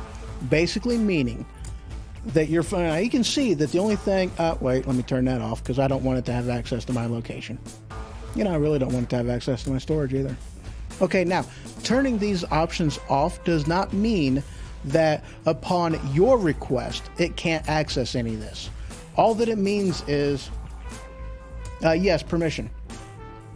But all this means is the app cannot access it on its own, because if you give it, if you give it those permissions without your knowledge, without your say-so, it can just access any one of these features in your phone because that's what you give it permission to.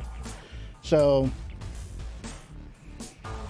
yeah, I actually deleted, well, I didn't delete it, but I got rid of it for a while.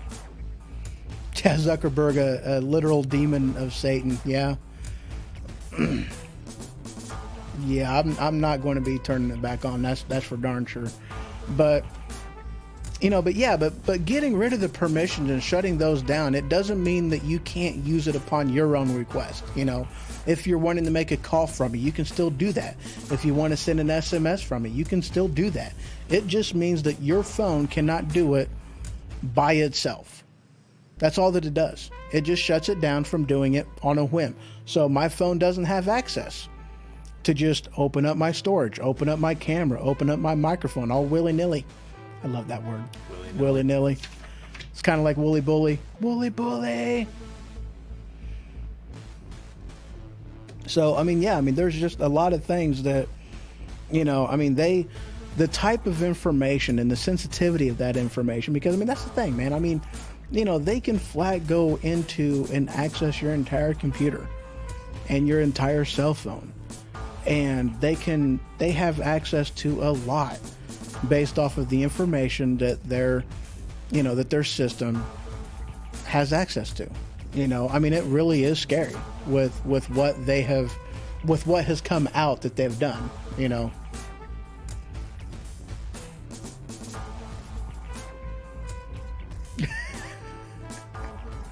So, yeah. Now,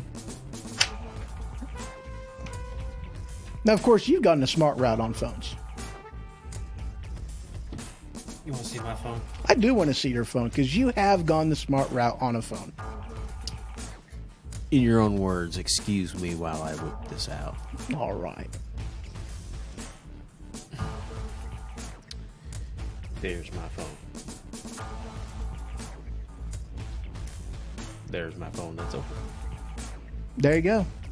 Not a smartphone, a flip phone, a dumb phone, as some may say. You ain't got to worry about nothing on that. Facebook ain't hacking into that. Now, what about the government themselves, though? Can they still listen in on it if they really want to? Dude, they go about it a totally different way. Right. And this is another thing that I love about the government is they say that this is all cool, fine, and dandy because they have this thing. Okay, it's a mobile unit. Basically, what it is a mobile satellite, not a mobile satellite, a mobile antenna. You make a call, it connects to an antenna. That antenna goes to the network and goes, to infinity and beyond is where it goes. To infinity and beyond. And there you go. So is what our lovely government has done, and for some reason this isn't a violation of the Fourth Amendment, no unreasonable searches and seizures. Is that the Fourth? I think so. Yeah. You know what? I have a copy of my Constitution right here. And you know what? It doesn't matter. I got the Constitution thing right here. A little pocket size. I recommend getting this. But it says, is what they do is they roll outside your park, your housing complex, your apartment complex, your house, whatever. And they park this, nice little spiffy-diffy mobile antenna right outside your home. And this antenna, you'll notice something is wrong because you look at your phone and instead of saying 4K or whatever the case may be, it'll say 3G. Holy crap, why did it drop down to 3G? I've always had 4K in my house before Well, that's because they're using something different. See, with a 3G antenna, there's a lot different security measures on how your phone communicates and transfers data. Wow. Giving them full access to your phone. Calls, text messages, contact book, internet browsing, everything. And this, for some reason, isn't a violation. They've actually started to, because of different things that they have done, they have actually started to, tighten the reins on the government for doing this. Now, apparently, they have to treat it just like a wiretap, which it is. It is a violation of my privacy for doing this. A clear backpack is not, but doing this is a clear violation of my privacy. See how I slid that in there? That's pretty good, wasn't it? But yeah, that's one of the things that our lovely Department of Homeland Security and FBI does to us. So another thing we mentioned before is Project Echelon, which is basically any form of communication goes through this program and picks up on keywords, and the way they get around that is through the NATO treaty. They let the Canadians run this and feed it back to the information back to us. It's some sort of loophole to where they can't, to where it lets them do this. So basically, if you say certain words, the program picks it up and then red flags it and sends it to an intel officer, and then they go from there depending upon the level of what they want to look right. into. Well, and that goes right into what you were talking about with the fusion centers. That was the same thing. I mean, they were big, huge data collection, data mining places is what it amounted to. Not to be confused with cryptocurrency or Bitcoin mining, but they were information mining. Right. Because they were taking, now granted, I mean, this was just that they weren't looking for what you were doing in your life. All they were doing was looking for certain keywords and certain key phrases and, feeding that into the system. And based off of that, they would have an analyst take a look at it, but, that's one of the things though too, when you're talking metadata, because of how this information is collected, it's not necessarily easily and readily available. It's not like they know and learn through doing this every single aspect of your life. It's not like it's, it's the raw data that is collecting. And if you guys know anything about how data and videos and audio is saved onto a hard drive, it's saved in a raw data form, that it's not easily, looked at and viewed. It's not done for that purpose, Now, that's not to say that if they didn't want to, they could. But when you're talking, how many people are in this country? 315 million. Yeah, that's a lot of data that they're collecting, and that's a lot of time to actually go through all that raw data and take a look at it just to find out what you had for supper yesterday and how big your poop was today. That's expensive. I'm just saying. I mean, that's the reality behind it. That's what you're talking about. That's one of them things that doesn't really, okay, yes, it is a violation of my privacy. They have no right to do that. It is unwarranted search and seizure. It is an invasion of my privacy. It is not right. I don't want them to do that. But at the same time, I understand what the information is and the limitations in getting information in that way. It doesn't concern me as much as the Department of Homeland Security wanting to put together a database of all people doing this type of stuff of what I'm doing. Right. That concerns me more. Because you're more singled out, you're more targeted. Exactly. I'm just, a 1 and a 0 and a collection of a lot more 1s and 0s. Big whoop-diddy freaking do. You've got to know some serious binary. There's 10 types of people in the world. Those that know binary and those that don't. See, that was a binary joke. That was funny. I'm so redonkulous. 10110. Yeah, exactly. 10110. Where's my drinkage at? I found it. Your drink? Shit! Oh, I dropped another bottle. Oh, no. Oops. I hope that was the bottle. Maybe. All right, guys. You going to talk about the big crack? Oh, yeah, the big crack. The big crack. The big crack. So, yeah, there's me drinking my Mountain Dew. There's such a delay on here. There really is. Anyway, the big crack. Yes. There is a crack that is, I believe, a mile long. I don't remember how deep the thing was. Deep and wide, deep and wide. There's a fountain flowing and never mind. We're done now. Anyway, I think it was like 50 foot deep. 50 foot deep. Yeah. Okay. Yeah. See, I didn't actually So see far. how deep it was, but it was a mile long, and they're looking for this. It kind of goes like in a. Let's say you have that country that we're talking about right here, Africa. And it was going like, like diagonal, you know. It was going diagonally. Diagonally. They're talking the southeast part of Africa, from Kenya all the way down to South Africa. Is what they're looking. That's going to Crack open. Yeah, and they're basically talking about a complete separation, a splitting of Africa. Right. So Africa's breaking up with itself. But is that the only crack that's been forming and that they're actually concerned about?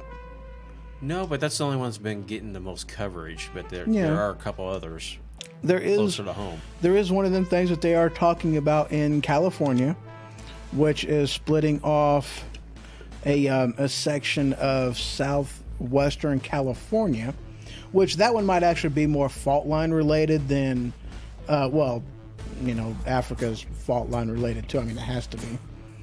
But yeah, they're saying this is going to be more fault line related, I'm sure. And then there's one in Arizona. Thought Colorado was another one. Might be, but I know Arizona. Oh, no, you're right. Arizona, you're right. So yeah, cracks me up.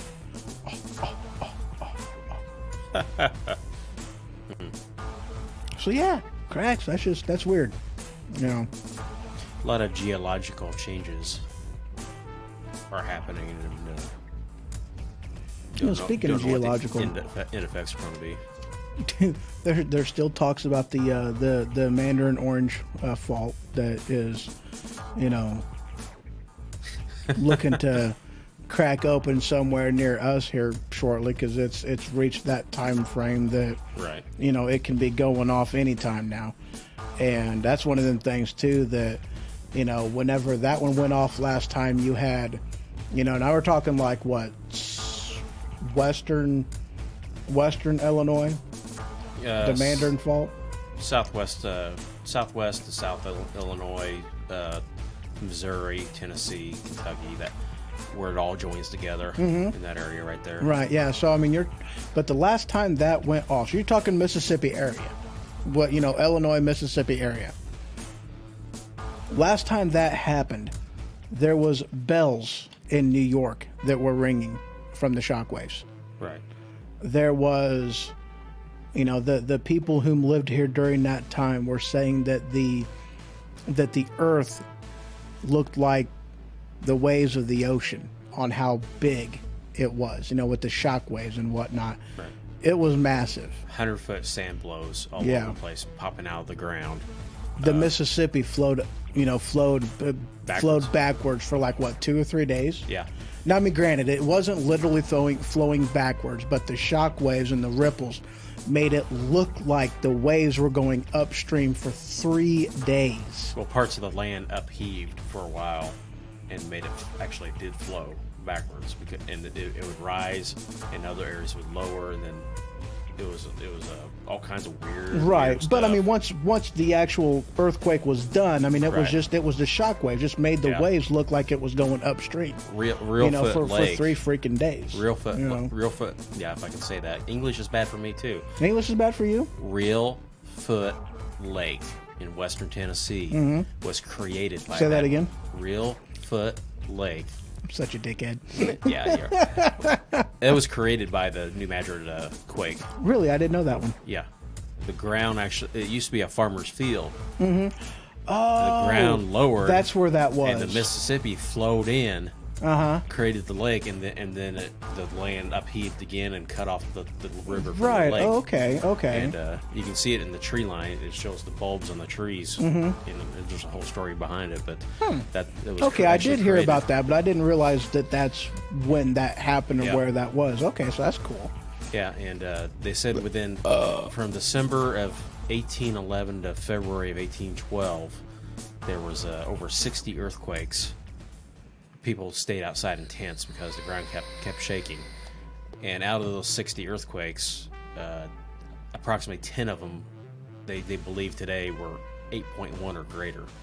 Oh, holy crap. Yeah, 10 8.1s or greater within from December to February. Now, how often does the Mandarin Fault usually give? I heard a time frame. I don't remember. I want to say 500 years, but I don't Something think that's actually accurate. I think it might be like closer to Every couple hundred years. yeah. That's what I'm thinking, like 2 or 250 years, something like that, maybe. Yeah. Whatever it is, we're overdue. they Yeah, said. we're overdue. We're overdue. Actually, I think it was.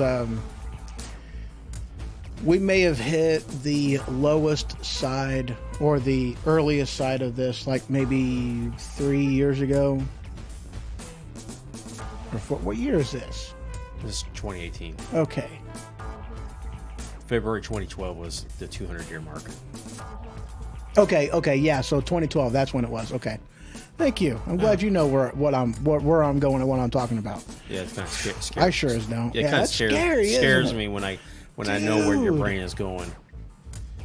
Yeah, but if you ever want to catch up on that, go on YouTube and look up. There's a show on History Channel. Look up on YouTube mega disasters, earthquake in the heartland. It'll give you all the details and a lot of good information on it, and what would happen today if it did go off. They said St. Louis, if the same series and same magnitudes went off today, St. Louis and Memphis, Tennessee would be totally destroyed. Really? There would be over at least 250,000 people dead. It would affect a 14-state region. This is not going to be a local event. Oh, yeah, it's not a at all. 14-state region that's going to be widespread damage. Yeah. I mean, not little damage. I mean massive damage. And it's a bigger thing than they said, a bigger event than the California earthquakes.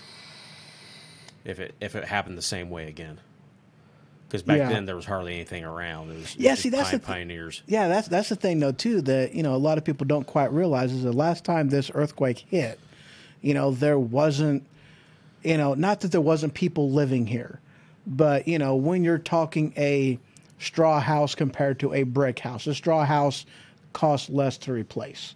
So I mean there wasn't the things going on that you know what I'm saying. Right.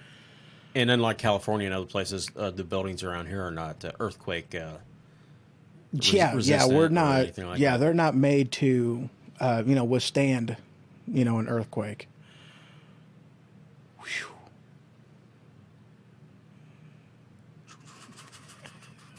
That was funny. I am using what is called. It's a house juice. It's called Freedom Ice Baby.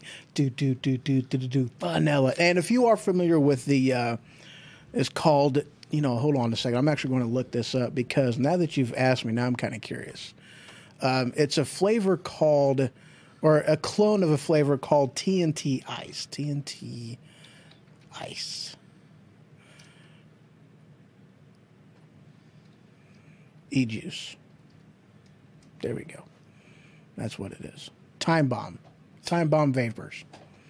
That might not be right. I don't remember. I've gotten it before. Well, yes, I'm older than 21. Yeah, that's what it is. Yeah, Time Bomb Vapors TNT Ice is the juice. Available on eliquid.com. But the stuff that I use, it's a house juice from Freedom Vape, located here in Taylorville in Illinois, and also in Litchfield and Chatham and I don't know, a couple other places. freedomvapors.com, Facebook, some or another. But yeah, that's what I use. It's good stuff. I like it. It is a mixed berry menthol ice menthol type of thing. Good stuff. Really is. Hasn't affected you any, has it?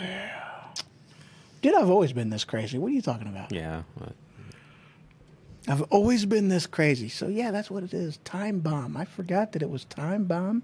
speaking of time bombs, Yes. what do you think about the big cracks? Do you think it'll be a big split up and big to do, or do you think it'll just You know, to be honest with you, I'm not sure about any, about the fault lines over in that area. I mean, I'm really not sure. slowly separate apart, or will we have this like huge crash and cause massive tsunamis and all kinds of neat stuff? Truth be told, I'd almost have to say it's probably it might end up. This is just my personal, that's a good question. I kind of think it's going to be more along the lines of, like the Grand Canyon type of a thing. I mean, I don't know how wide it's going to go. I'd almost have to, check about the fault line and tectonic plates in the area, because that I'm really not sure of. It's been so long since I've looked at tectonic plates. But I'd have to look at that, see what's in the area to actually get a guesstimation on how big it may actually get. I mean, it's really hard to say. Because one thing you pointed out before is when one area shifts, it shifts somewhere else. Yeah. Mm-hmm. So kind of wonder if there would be like a chain reaction somewhere else. Well, I mean, for the most part, this entire planet is a globe of, puzzle pieces. You move one puzzle piece and it moves against other puzzle pieces. Right. So I mean, of course, you get gaps and separations in there. It will heal itself on the bottom, but at the same time, up top, you still got that big old crack. Mm-hmm. So, I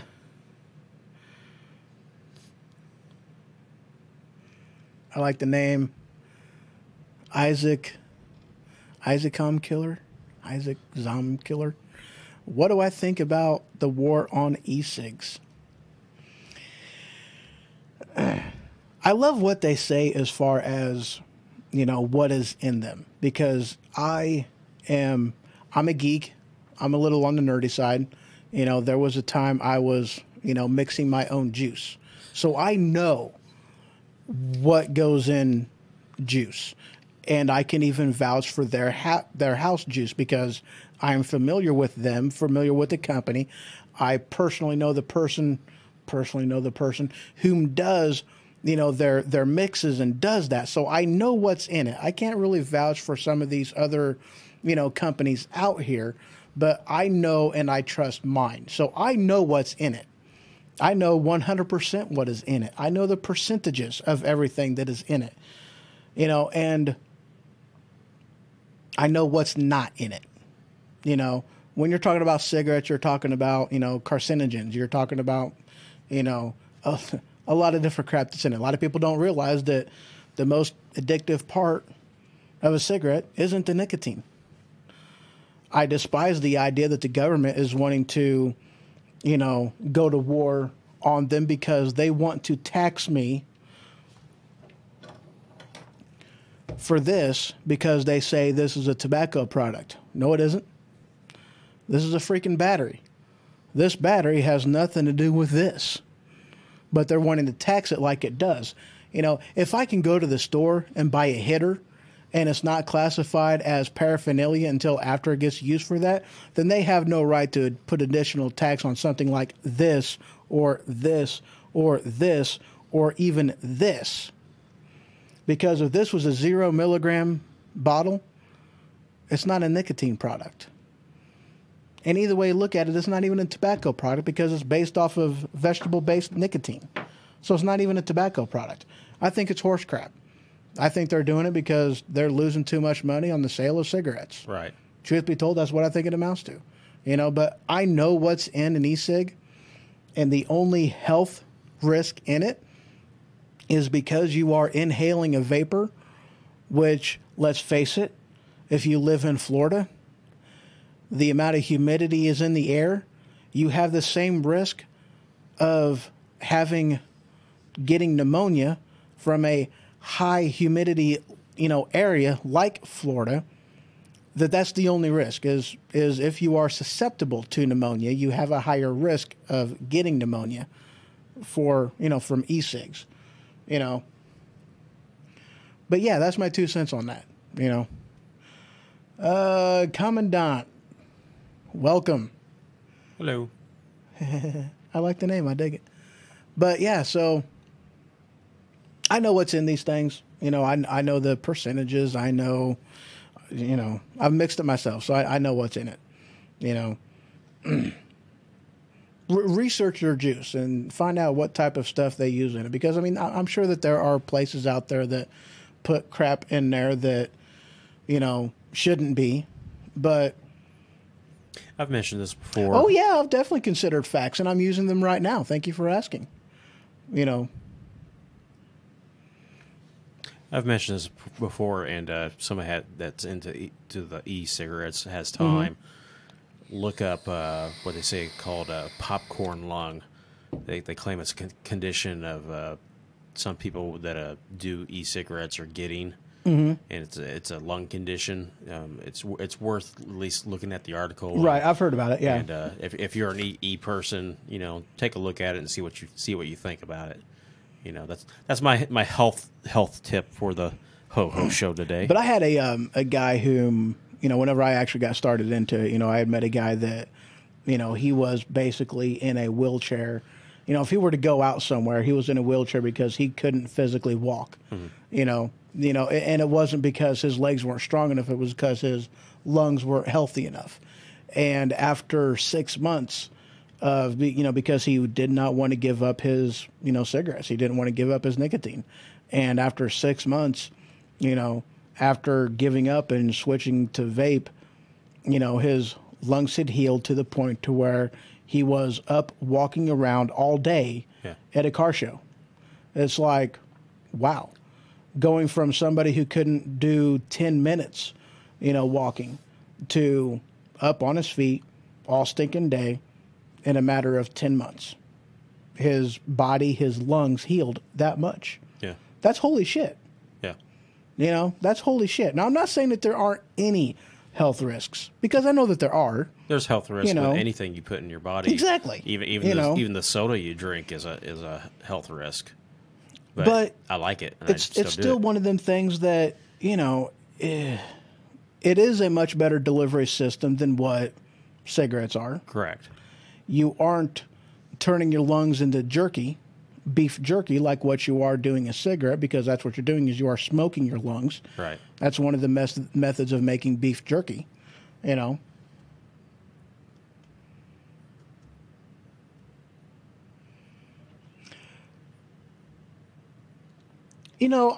one of them people that you do raise a valid question. Zachary asks, what about regulating the low quality vaping devices that have been known to implode? And no, I'm actually, the first question, I'll tackle the first question. So government should not tax vaping products. I'm not saying they shouldn't tax vaping products, but they are wanting to tax them like they do cigarettes. Okay. And of which case, this tank empty is not a tobacco product. It's not tobacco. It's plastic and it's glass. Tax it as a product. This is a battery mod. Tax it as a product. That, this here is a battery. Tax it as a battery, as a consumer grade battery, because that's what it is. To tax all of this as a tobacco product is not right, because it is not a tobacco product. It's not. It's a mod. Because if you can go to the store and buy a water pipe or a hitter, and that is okay, and it's not drug paraphernalia because it hasn't been used as a drug yet, hasn't been used for the purpose of smoking marijuana, then why can I be taxed on this as, tobacco paraphernalia when it hasn't been used for that? Why aren't cigarette lighters considered a tobacco product then?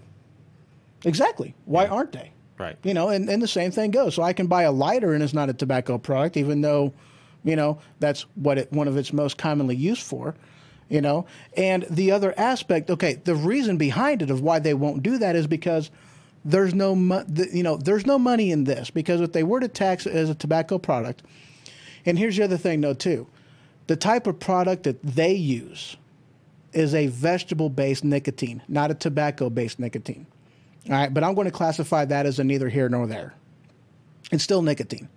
And did you know that nicotine is the exact same type of drug as caffeine? Tobacco doesn't taste as good. And evidently, tea leaves are crap when you smoke them. I don't know. But it is a low-grade upper that also is a hunger suppressor. That's what nicotine is. That's the type of drug that it is. And but if you're really going to tax it based off of that, the only thing that they can do is tax the juice that they sell you based off of its nicotine content in it. So if I have a 0, because not all of these things or even have nicotine in it. So why are they taxed as a tobacco product when it might not even be used for tobacco? It might be used strictly for medicine. Therefore, I think they're unfairly taxing it because they're losing too much money off of tobacco sales. So, I hope that helps you out on that one. I'm not necessarily. Yeah, I'm kind of saying that it should be a separate tax. So back to your other quality or other question. Do I vape? I absolutely do vape. All right, I'm scrolling back up a little bit. So what about regulating the low-quality vapes? That's okay. I do understand that. I understand the question. The question is, what about regulating the low-quality vaping devices that have been known to implode? Some of the items that have been imploding are from people whom go into this sucker and they want to up the voltage, up the power, and it's people whom go in there and modify it themselves. A lot of the problems are based on that. Not all the problems, but a lot of the problems. And of which case you just can't protect people from their own stupidity. Exactly. Unfortunately, you can't, And it's one of the things, though, too, that,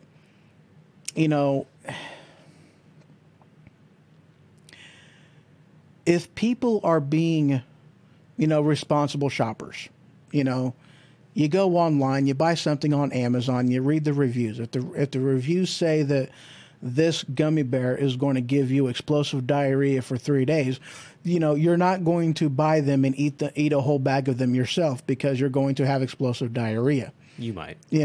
I might because it would be fun. But, the same thing, I would definitely buy them and give them to somebody else, but it's it's one of them things that why should the government get involved, especially in a day and age where we are gifted with the internet, gifted with different reviews that people whom go in there, we know there's a problem with them already, so be a responsible shopper. And, if it's untested, you're talking one thing. These things should, if that is a problem, they should go through more of a, an inspection type of a thing. But, let the customers know about it. And if you see that there's a problem, get rid of them. Be responsible in your purchases. Right. We don't need the government to protect us in every aspect of our lives. Be a responsible shopper. Be a responsible reviewer. If you see a problem in that type of product, don't buy it. And inform others about it. We don't need the government to protect us. That's not what they're there for. Right. We don't need the government to regulate Tide Pods either. Yeah, we don't need the government to regulate Tide Pods. Trust me, they taste like crap anyway. No, I don't know what Tide Pods taste like. And no, I don't know what crap tastes like. But it can taste good, and it doesn't taste as good as chocolate chip cookie dough. You ain't supposed to eat that raw either. Yeah. You could put sprinkles on a turd and don't make it a cupcake. So I don't need to try Tide Pods. I'm telling you, there's something wrong with me. There really is. Yeah. Good morning, MZ. So, yeah, I've been vaping now for, I think I want to say like 4 years now. Wow. Yeah. Hasn't affected you any. Dude, you can vouch for this. I was crazy well before 4 years ago. Yeah, I've been pretty He's- nuts for quite a while. It has nothing to do with the vape, folks. I can vouch for him on that one. Yeah. Yeah, Yeah. guarantee you. But I've been like this for a while. talking about smoking stuff and everything. Did you see the article about where these people that are doing that synthetic marijuana are causing they're getting bleeding, Yeah. severe bleeding Yeah, from it? bleeding noses and bleeding out of their eyes even. And, Yeah. and yeah, I haven't read in on it. That stuff's more wicked than the Oh, you actual ain't kidding. the real stuff. Dude, marijuana has some amazing health benefits to it. Right.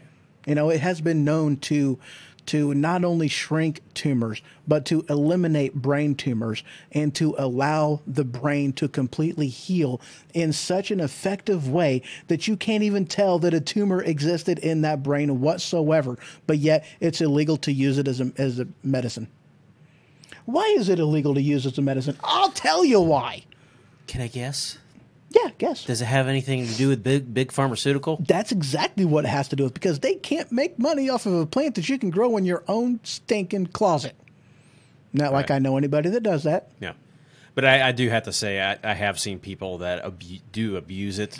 It's You like know, anything else. Just like anything else, Right. you know. And again, yeah. I don't need the government to protect me from that, because the benefits far outweigh the non-benefits. Right. That's the same with alcohol or food or anything else. I mean, Oh, yeah. too much of any of that stuff is it's going to hurt you. You I want mean, to know what the number one cause of cancer in laboratory rats is? probably sugar. No, scientific research. Oh, If it wasn't for scientific research, lab rats would never have cancer. yeah.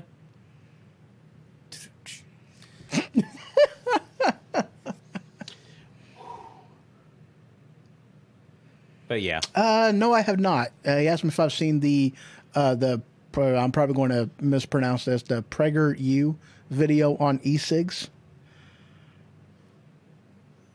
Detriments. Yeah, thank you, sir. That's a very good word. Benefit versus detriments. That's a good one. I like that. I want to use that. I'm using that. using it. I'm using it. Okay. Are you loving it? Loving it. So McDonald's. I'm loving it.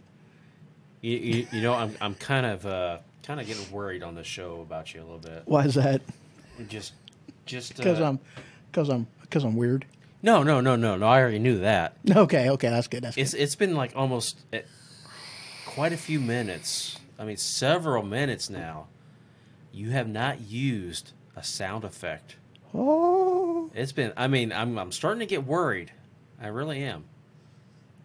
You know, because you've had several opportunities in the past half hour to like throw a sound effect in there, and I was waiting for it, and you're like, no, he doesn't. You're right. I haven't done that in a I was while. like, I'm starting to get scared. I'm going to write that down, sir. But yeah, that synthetic marijuana though, that's more wicked than the Prager real University stuff. videos. Oh yeah, dude. And I've seen people, you know, I've heard of it too. Is people that smoke that synthetic stuff, it makes them aggressive, makes them angry. I mean, just flip out on people and all kinds of things. And yeah.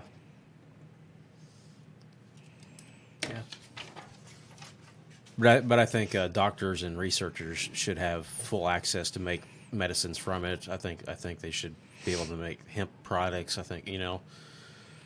I mean, that's the thing. You can already go to your local vape shop available with Freedom Vapes. You can already get CBD oil. And CBD oil is directly, it has been contributed directly to, you know, a lot of the health benefits. I mean, it helps with, you know, joint pain and anxiety and depression. It has been, you know, and this has been researched, you know, through research has been found effective for all of these things, CBD oil.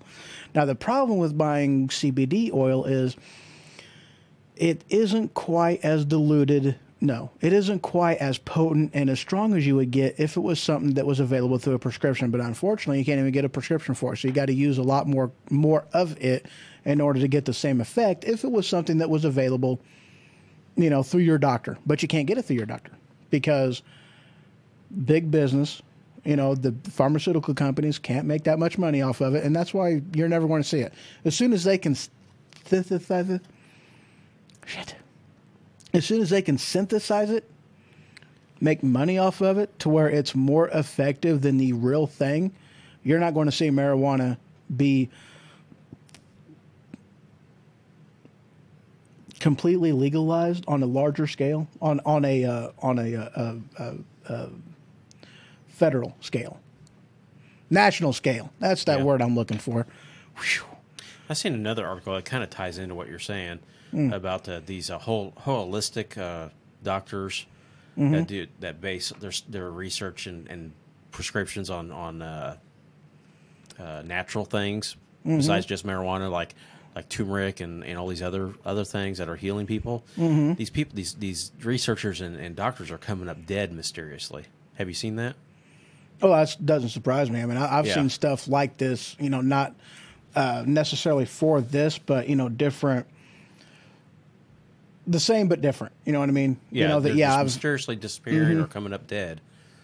You know, and well, and that's one of them things though too. You know, and kind of, you know, based off of what you were saying, you know, they most doctors get a kickback from pharmaceutical. I can't say that word today, pharmaceuticals, man. Pharmaceutical companies for you know, prescribing their products. You know, they get kickbacks for this. They get bonuses for this. I mean, they truly do. You know, I mean, it's sad that instead of actually, you know, fixing a problem, they want to treat a symptom. Right. When did medicine go to that point? You know, they're not interested in actually fixing a problem. You know, they want, you know, if they were actually interested in curing cancer, then use a medicine that is already out there, use a remedy that has already been proven effective in curing cancer and getting rid of it, instead of just doing nothing more than treating cancer. Because when you treat a symptom, people die of cancer.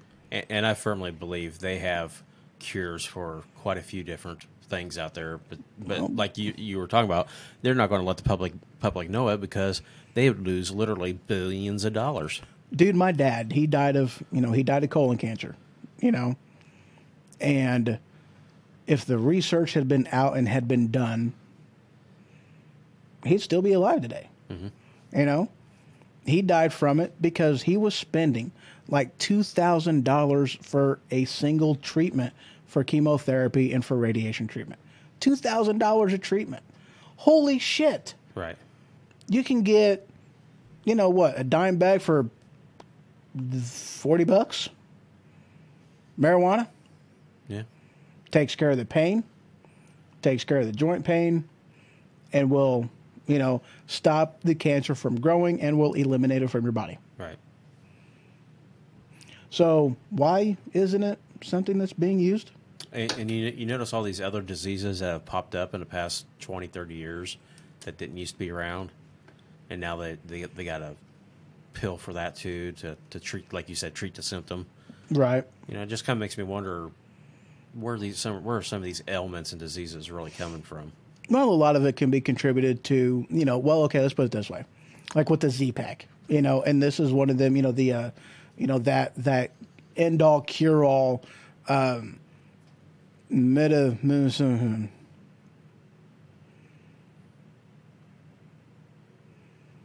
antibiotic. Yeah. Yeah. You know, the Z-Pack, the end-all, cure-all for, you know, in the field of antibiotics, you know. When you make a super cure, you are going to get a super ailment out of it. You know, so as our medicines have been progressively getting bigger and better, not bigger, but better, you know, the bacteria and the viruses that survive have to get better from that. I mean, it's simple, you know, I don't want to say evolution, but it's simple adaptation of a virus, of a bacteria. I mean, it's just, that's what it is. You know, I mean, I'm not going to contribute it, you know, to the, you know, to a, you know, the pharmaceutical companies just wanting to make money by, you know, create a cure, you know, in order to have, Chimera, you also have to have the evil monster, and they create that. I'm not going to go as far as to say the whole conspiracy aspect of it, because it's like, well, when you make things and as cures get better, then what is left mutates and in order to survive, and that's where you get super viruses and super bacteria from. Yeah. That's not to say that the other isn't happening, but just knowing what I know as far as how that stuff operates, easily explainable right there. Yeah, it's just sad how much money talks. Yeah. Just money is more people's driving force than it is helping somebody else. Yeah. Yeah. Well, guys, we are going on put near 3-hour show. How much time we got left for a 3-hour show? 12 minutes. 12 minutes? Just under 12 minutes, yes. Well, in that 12 minutes, do you have any movie news? Because you haven't talked about movie news.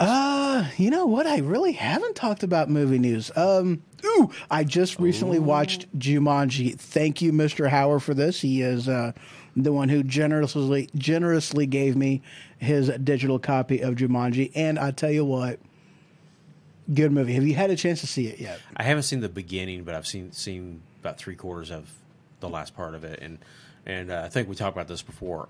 The movie itself I like.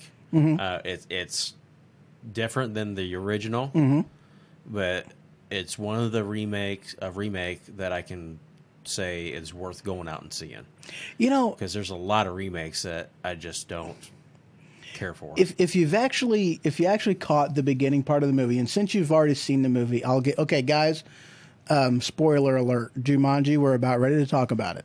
Okay, so if you haven't seen it, and if you are interested in seeing it, kind of do one of the whole la la la la la la, or go to the bathroom for a little bit. Or go to the bathroom for a minute. Either way.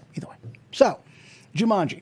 If you see the beginning part of the movie, and I thought it was pretty kick-ass because it started off just like the original one started off. The whole drums playing, the boop, boop, boop, the boop, boop, boop, boop, the boop, boop, and crap.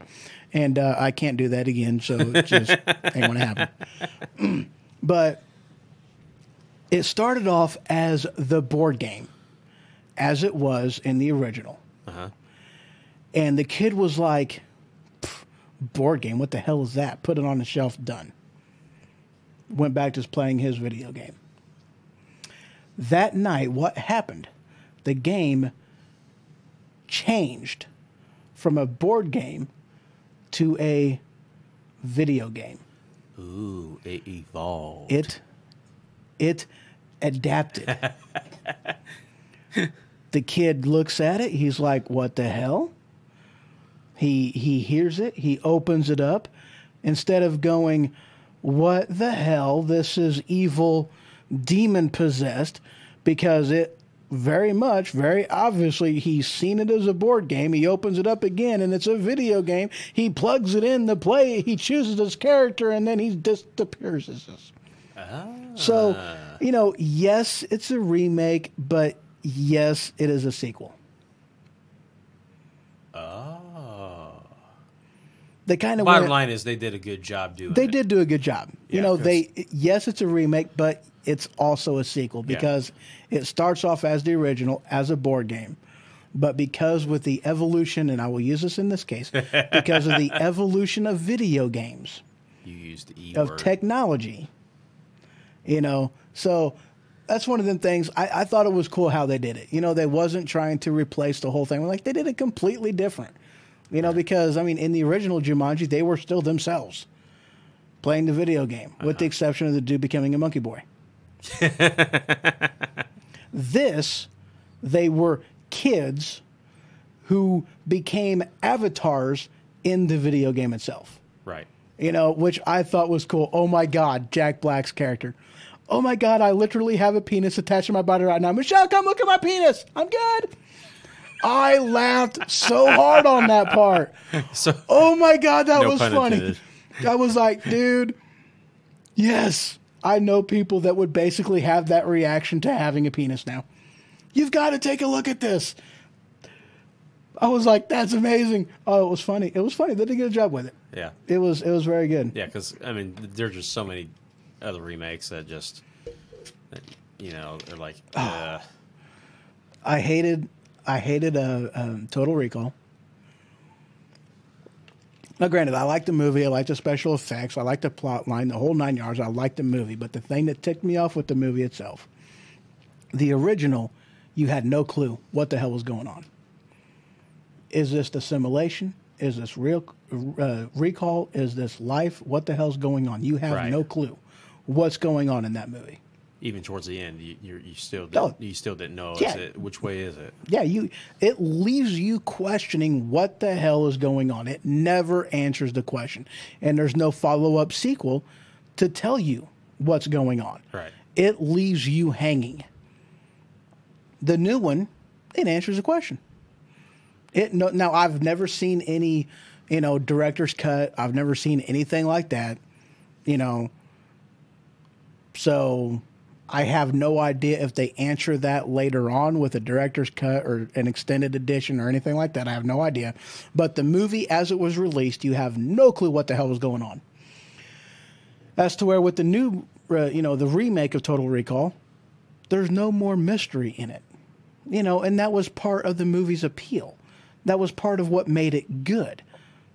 That was part of its, I burped in that one. It was part of its, it's feng shui. Feng shui.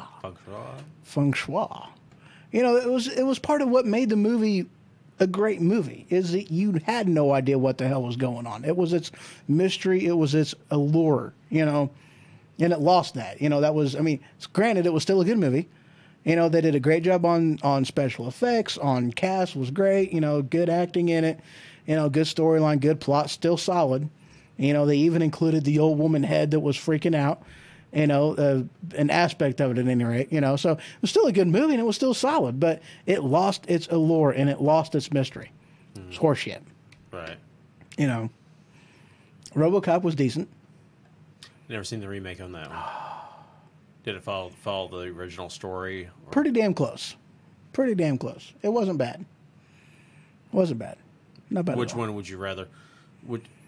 The original or the remake? Which one would you say it was better?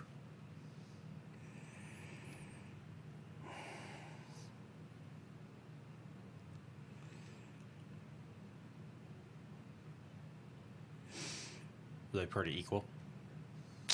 Well,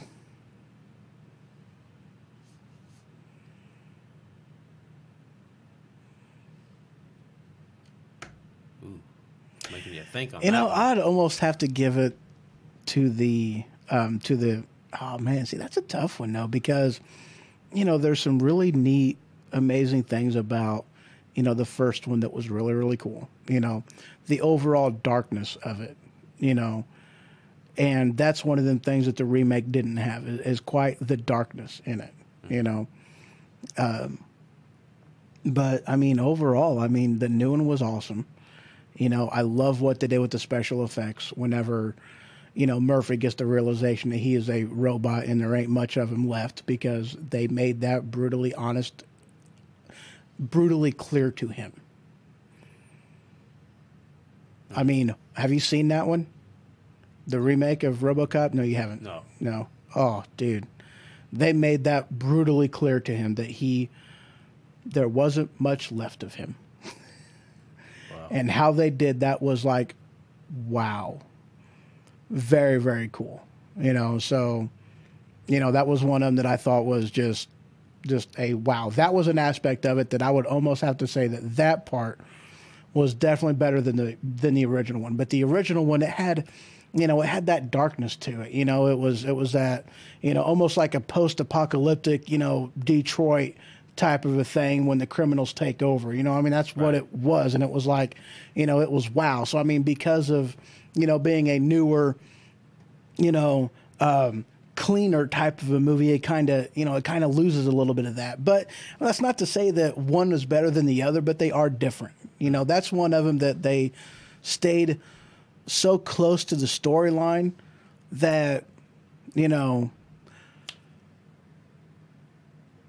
tangent, squirrel just hit me. Uh-oh. They are bringing back. They're doing another Karate Kid. Oh no. Really? They're bringing back the original cast from the first one. Oh. Wow. Yes. The dude that kicked him in the face and whatnot, you know, or the dude that got kicked in the face, you know, from the crane kick, he is reopening Cobra Kai. He's reopening the dojo. Wow. And now the student becomes the teacher or something. I don't know. I've seen a couple trailers for it. That looks badass. Karate Kid Next Generation. I don't remember what the name of it Yeah, is. something like that. It sounds great. good, yeah. But no, it's karate something. I don't know. Right. But it is him. But it's the original storyline. It follows the original. It follows from the original storyline. It isn't, you know, the new one from Smith. You know, it's not that with Qui-Gon Jinn in it. Right. It's the original cast that's doing a continuation of the original series. Yeah. You know, Okay, I can see that. That could be. yeah, that could worth be it. good. That could be definitely worth it. Yeah, so I thought that was pretty kick-ass. If you had to pick something from a movie from back in the day, which one would you want to have a remake of? Any come to mind?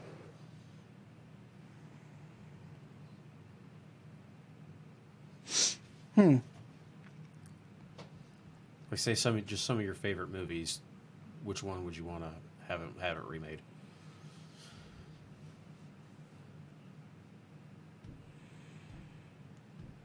Oh, wow.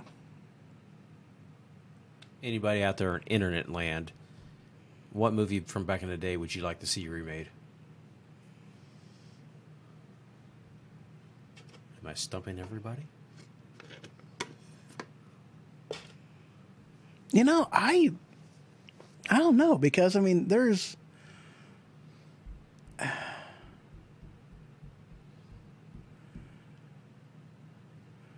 Well, okay, War Games would be a neat one, and they are actually redoing that one.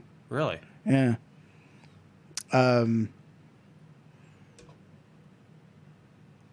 Yeah, I just read that one not that long ago. You ever watch? Oh, well, crap. All right, guys. Well, I do thank you very much for viewing. I now have like 20 seconds left over here on Spreaker. So I thank you guys for listening. And you all have yourselves a wonderful evening. Bye-bye now. Bye-bye. We ain't going to do too much of this outro music. 4, 3, 2, done. Wow, 2 hours, 59 minutes, and 59 seconds. Holy crap, that was awesome. Good job. All right, That was a high five gracias, on sir. there. All right. Oh, yeah, by the way, we're still going on everything else. We don't have any type of a time limit restraints on that one. Well, bye, So, Spreaker, and hello. Bye, Spreaker, Everybody. and yeah, so... but yeah, we are going to be calling it quits, but we are going to finish up on this one now. Yeah. You ever watched the movie Final Conflict? No. Old 80s movie where No, I haven't. aircraft carrier goes back in time to 1941, right as Pearl Harbor gets bombed. Awesome 80s movie. I mean, if you have not seen it, you can get it on YouTube. I mean, for that time period, early 80s, it's an awesome movie. Has a lot of actors in it that you might recognize. You know, actually, thinking of that one, That that's... would be my favorite to be remade. I would have to say that in a matter of speaking, any remake that I think would be awesome to see them do is basically movies that were like either a pure horror movie or a pure, like a sci-fi movie, like the one that they did on the Philadelphia Experiment. I don't remember what the name of that movie was, but something like that to be remade with today's technology Right. would be awesome, because that's one of the movie. It wasn't about the actors that was in it. It was about the story and the plot. Right. You know, so that's a movie that I think would be badass. You know, so like something like the Philadelphia Experiment. I actually heard that they're going to be remaking or doing another Friday the 13th, not Friday the 13th, Nightmare on Elm Street. Gremlins 3. Oh yeah, dude, Gremlins would be amazing as a remake. Yeah, Mr. Vacker posted that on Facebook the other day. Really? That they are making another Gremlins 3. Dude, see, that one would be kick-ass as a remake. What's another one from, like... Yeah, of course, we always talk about this. We're all still waiting on Spaceballs 2. Yeah. But, Dude, yeah, but I'm like, really, whenever it comes to remakes, as far as, like, you know, what I would very much like, you know, it would be really neat to see another Gremlins, you know, Mogwai and a Gremlin, you know, like, up to date. You know, that would be pretty badass. You know, I mean, really, other than that, I mean, you know, because there's a lot of movies that I would have liked to have seen as a remake, like the Texas Chainsaw Massacre, for instance. I've already done that. You know, and the remake was, you know, it was good. You know, it wasn't the original. But they, you know, they redid it to make it more, you know, just basically give it more of a realistic feel, you know, not like the old, you know, 1920 Swamp Man or whatever. You know, then things look so stinking ridiculous it wasn't even funny, you know. But how about the Goonies? You know, I would have to say no on that one. No? Because the movie itself, you know, because it was a very low budget movie. You know, it was a very low budget movie. And the special effects was still look good today. You know, so I mean, I don't see any reason to, you know, maybe do like a digitally remastered copy of it. You know, something like that to kind of clean it up and you know, just clear the picture out and just, you know, give it a more high definition look. But to totally remake the movie, no need, because it's not, you know, that's one of them movies that it is about the plot, yes, but the characters is one of them that they make the movie. Right. You know, so I mean, you know, that's one of them. I can't really say as if now, like, I'm kicking myself in the ding already for even thinking this. A remake of like the Highlander series. I was thinking that. You know, because I mean, yes, Christopher Lambert, however you pronounce his name. You know, I like him as a character, and he is Connor McLeod of the Clan McLeod. Sean you know, Connery too. You know, yeah, Sean Connery. He is, you know, Ramirez. You know, how do I remember that name? Holy crap. Can't remember what I had for breakfast, but I can remember him. But, you know, that's one of them things that, yes, the characters is what made the movie. However, you know, if they pick the right cast, you know, that would be with the technology being the way that it is, that would be something that would be amazing to see remade. It really would. You know, I would like to see. I was thinking about that, but then, you know, then same line I thought about the carriers. Don't even bring that up. No. You know, that's one of them I would like to see it just for the simple, you know, aspect of the special effects, you know, with today's special effects. But that's still one of the things that the characters made the movie, though. Yeah. You know, I mean, because that one, the storyline was good, you know, and like especially like, okay, 1 and 2. Right. If they were to redo 1 and 2, maybe even 3, because that was the one with the ancient guy and then the guy that was, you know, the Genghis Khan looking guy, that one, you know, but actually, definitely 1 and 2.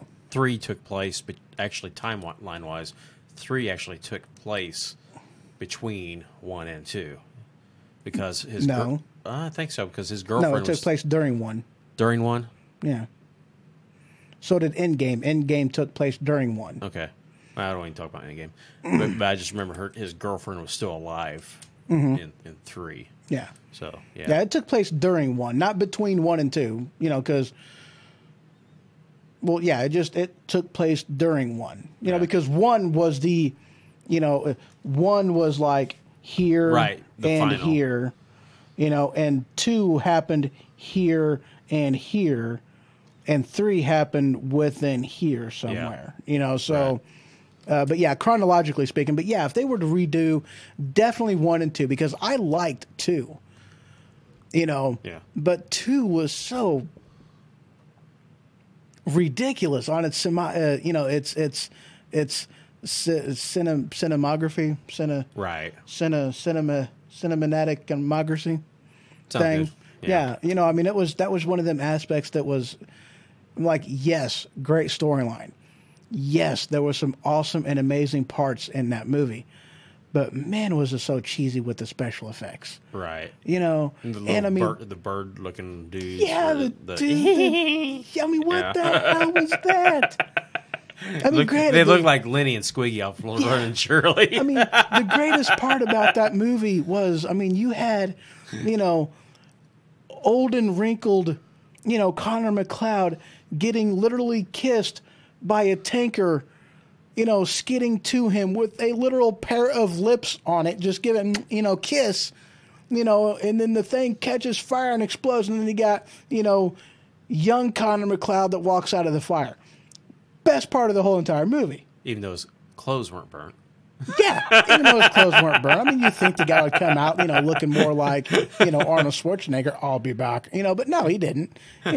His clothes ain't fringed, and she's like, oh, he walked in, and oh, man, and now he's got skincare was great. That fire did great for his skin. I would have sex with him. I mean, what the hell?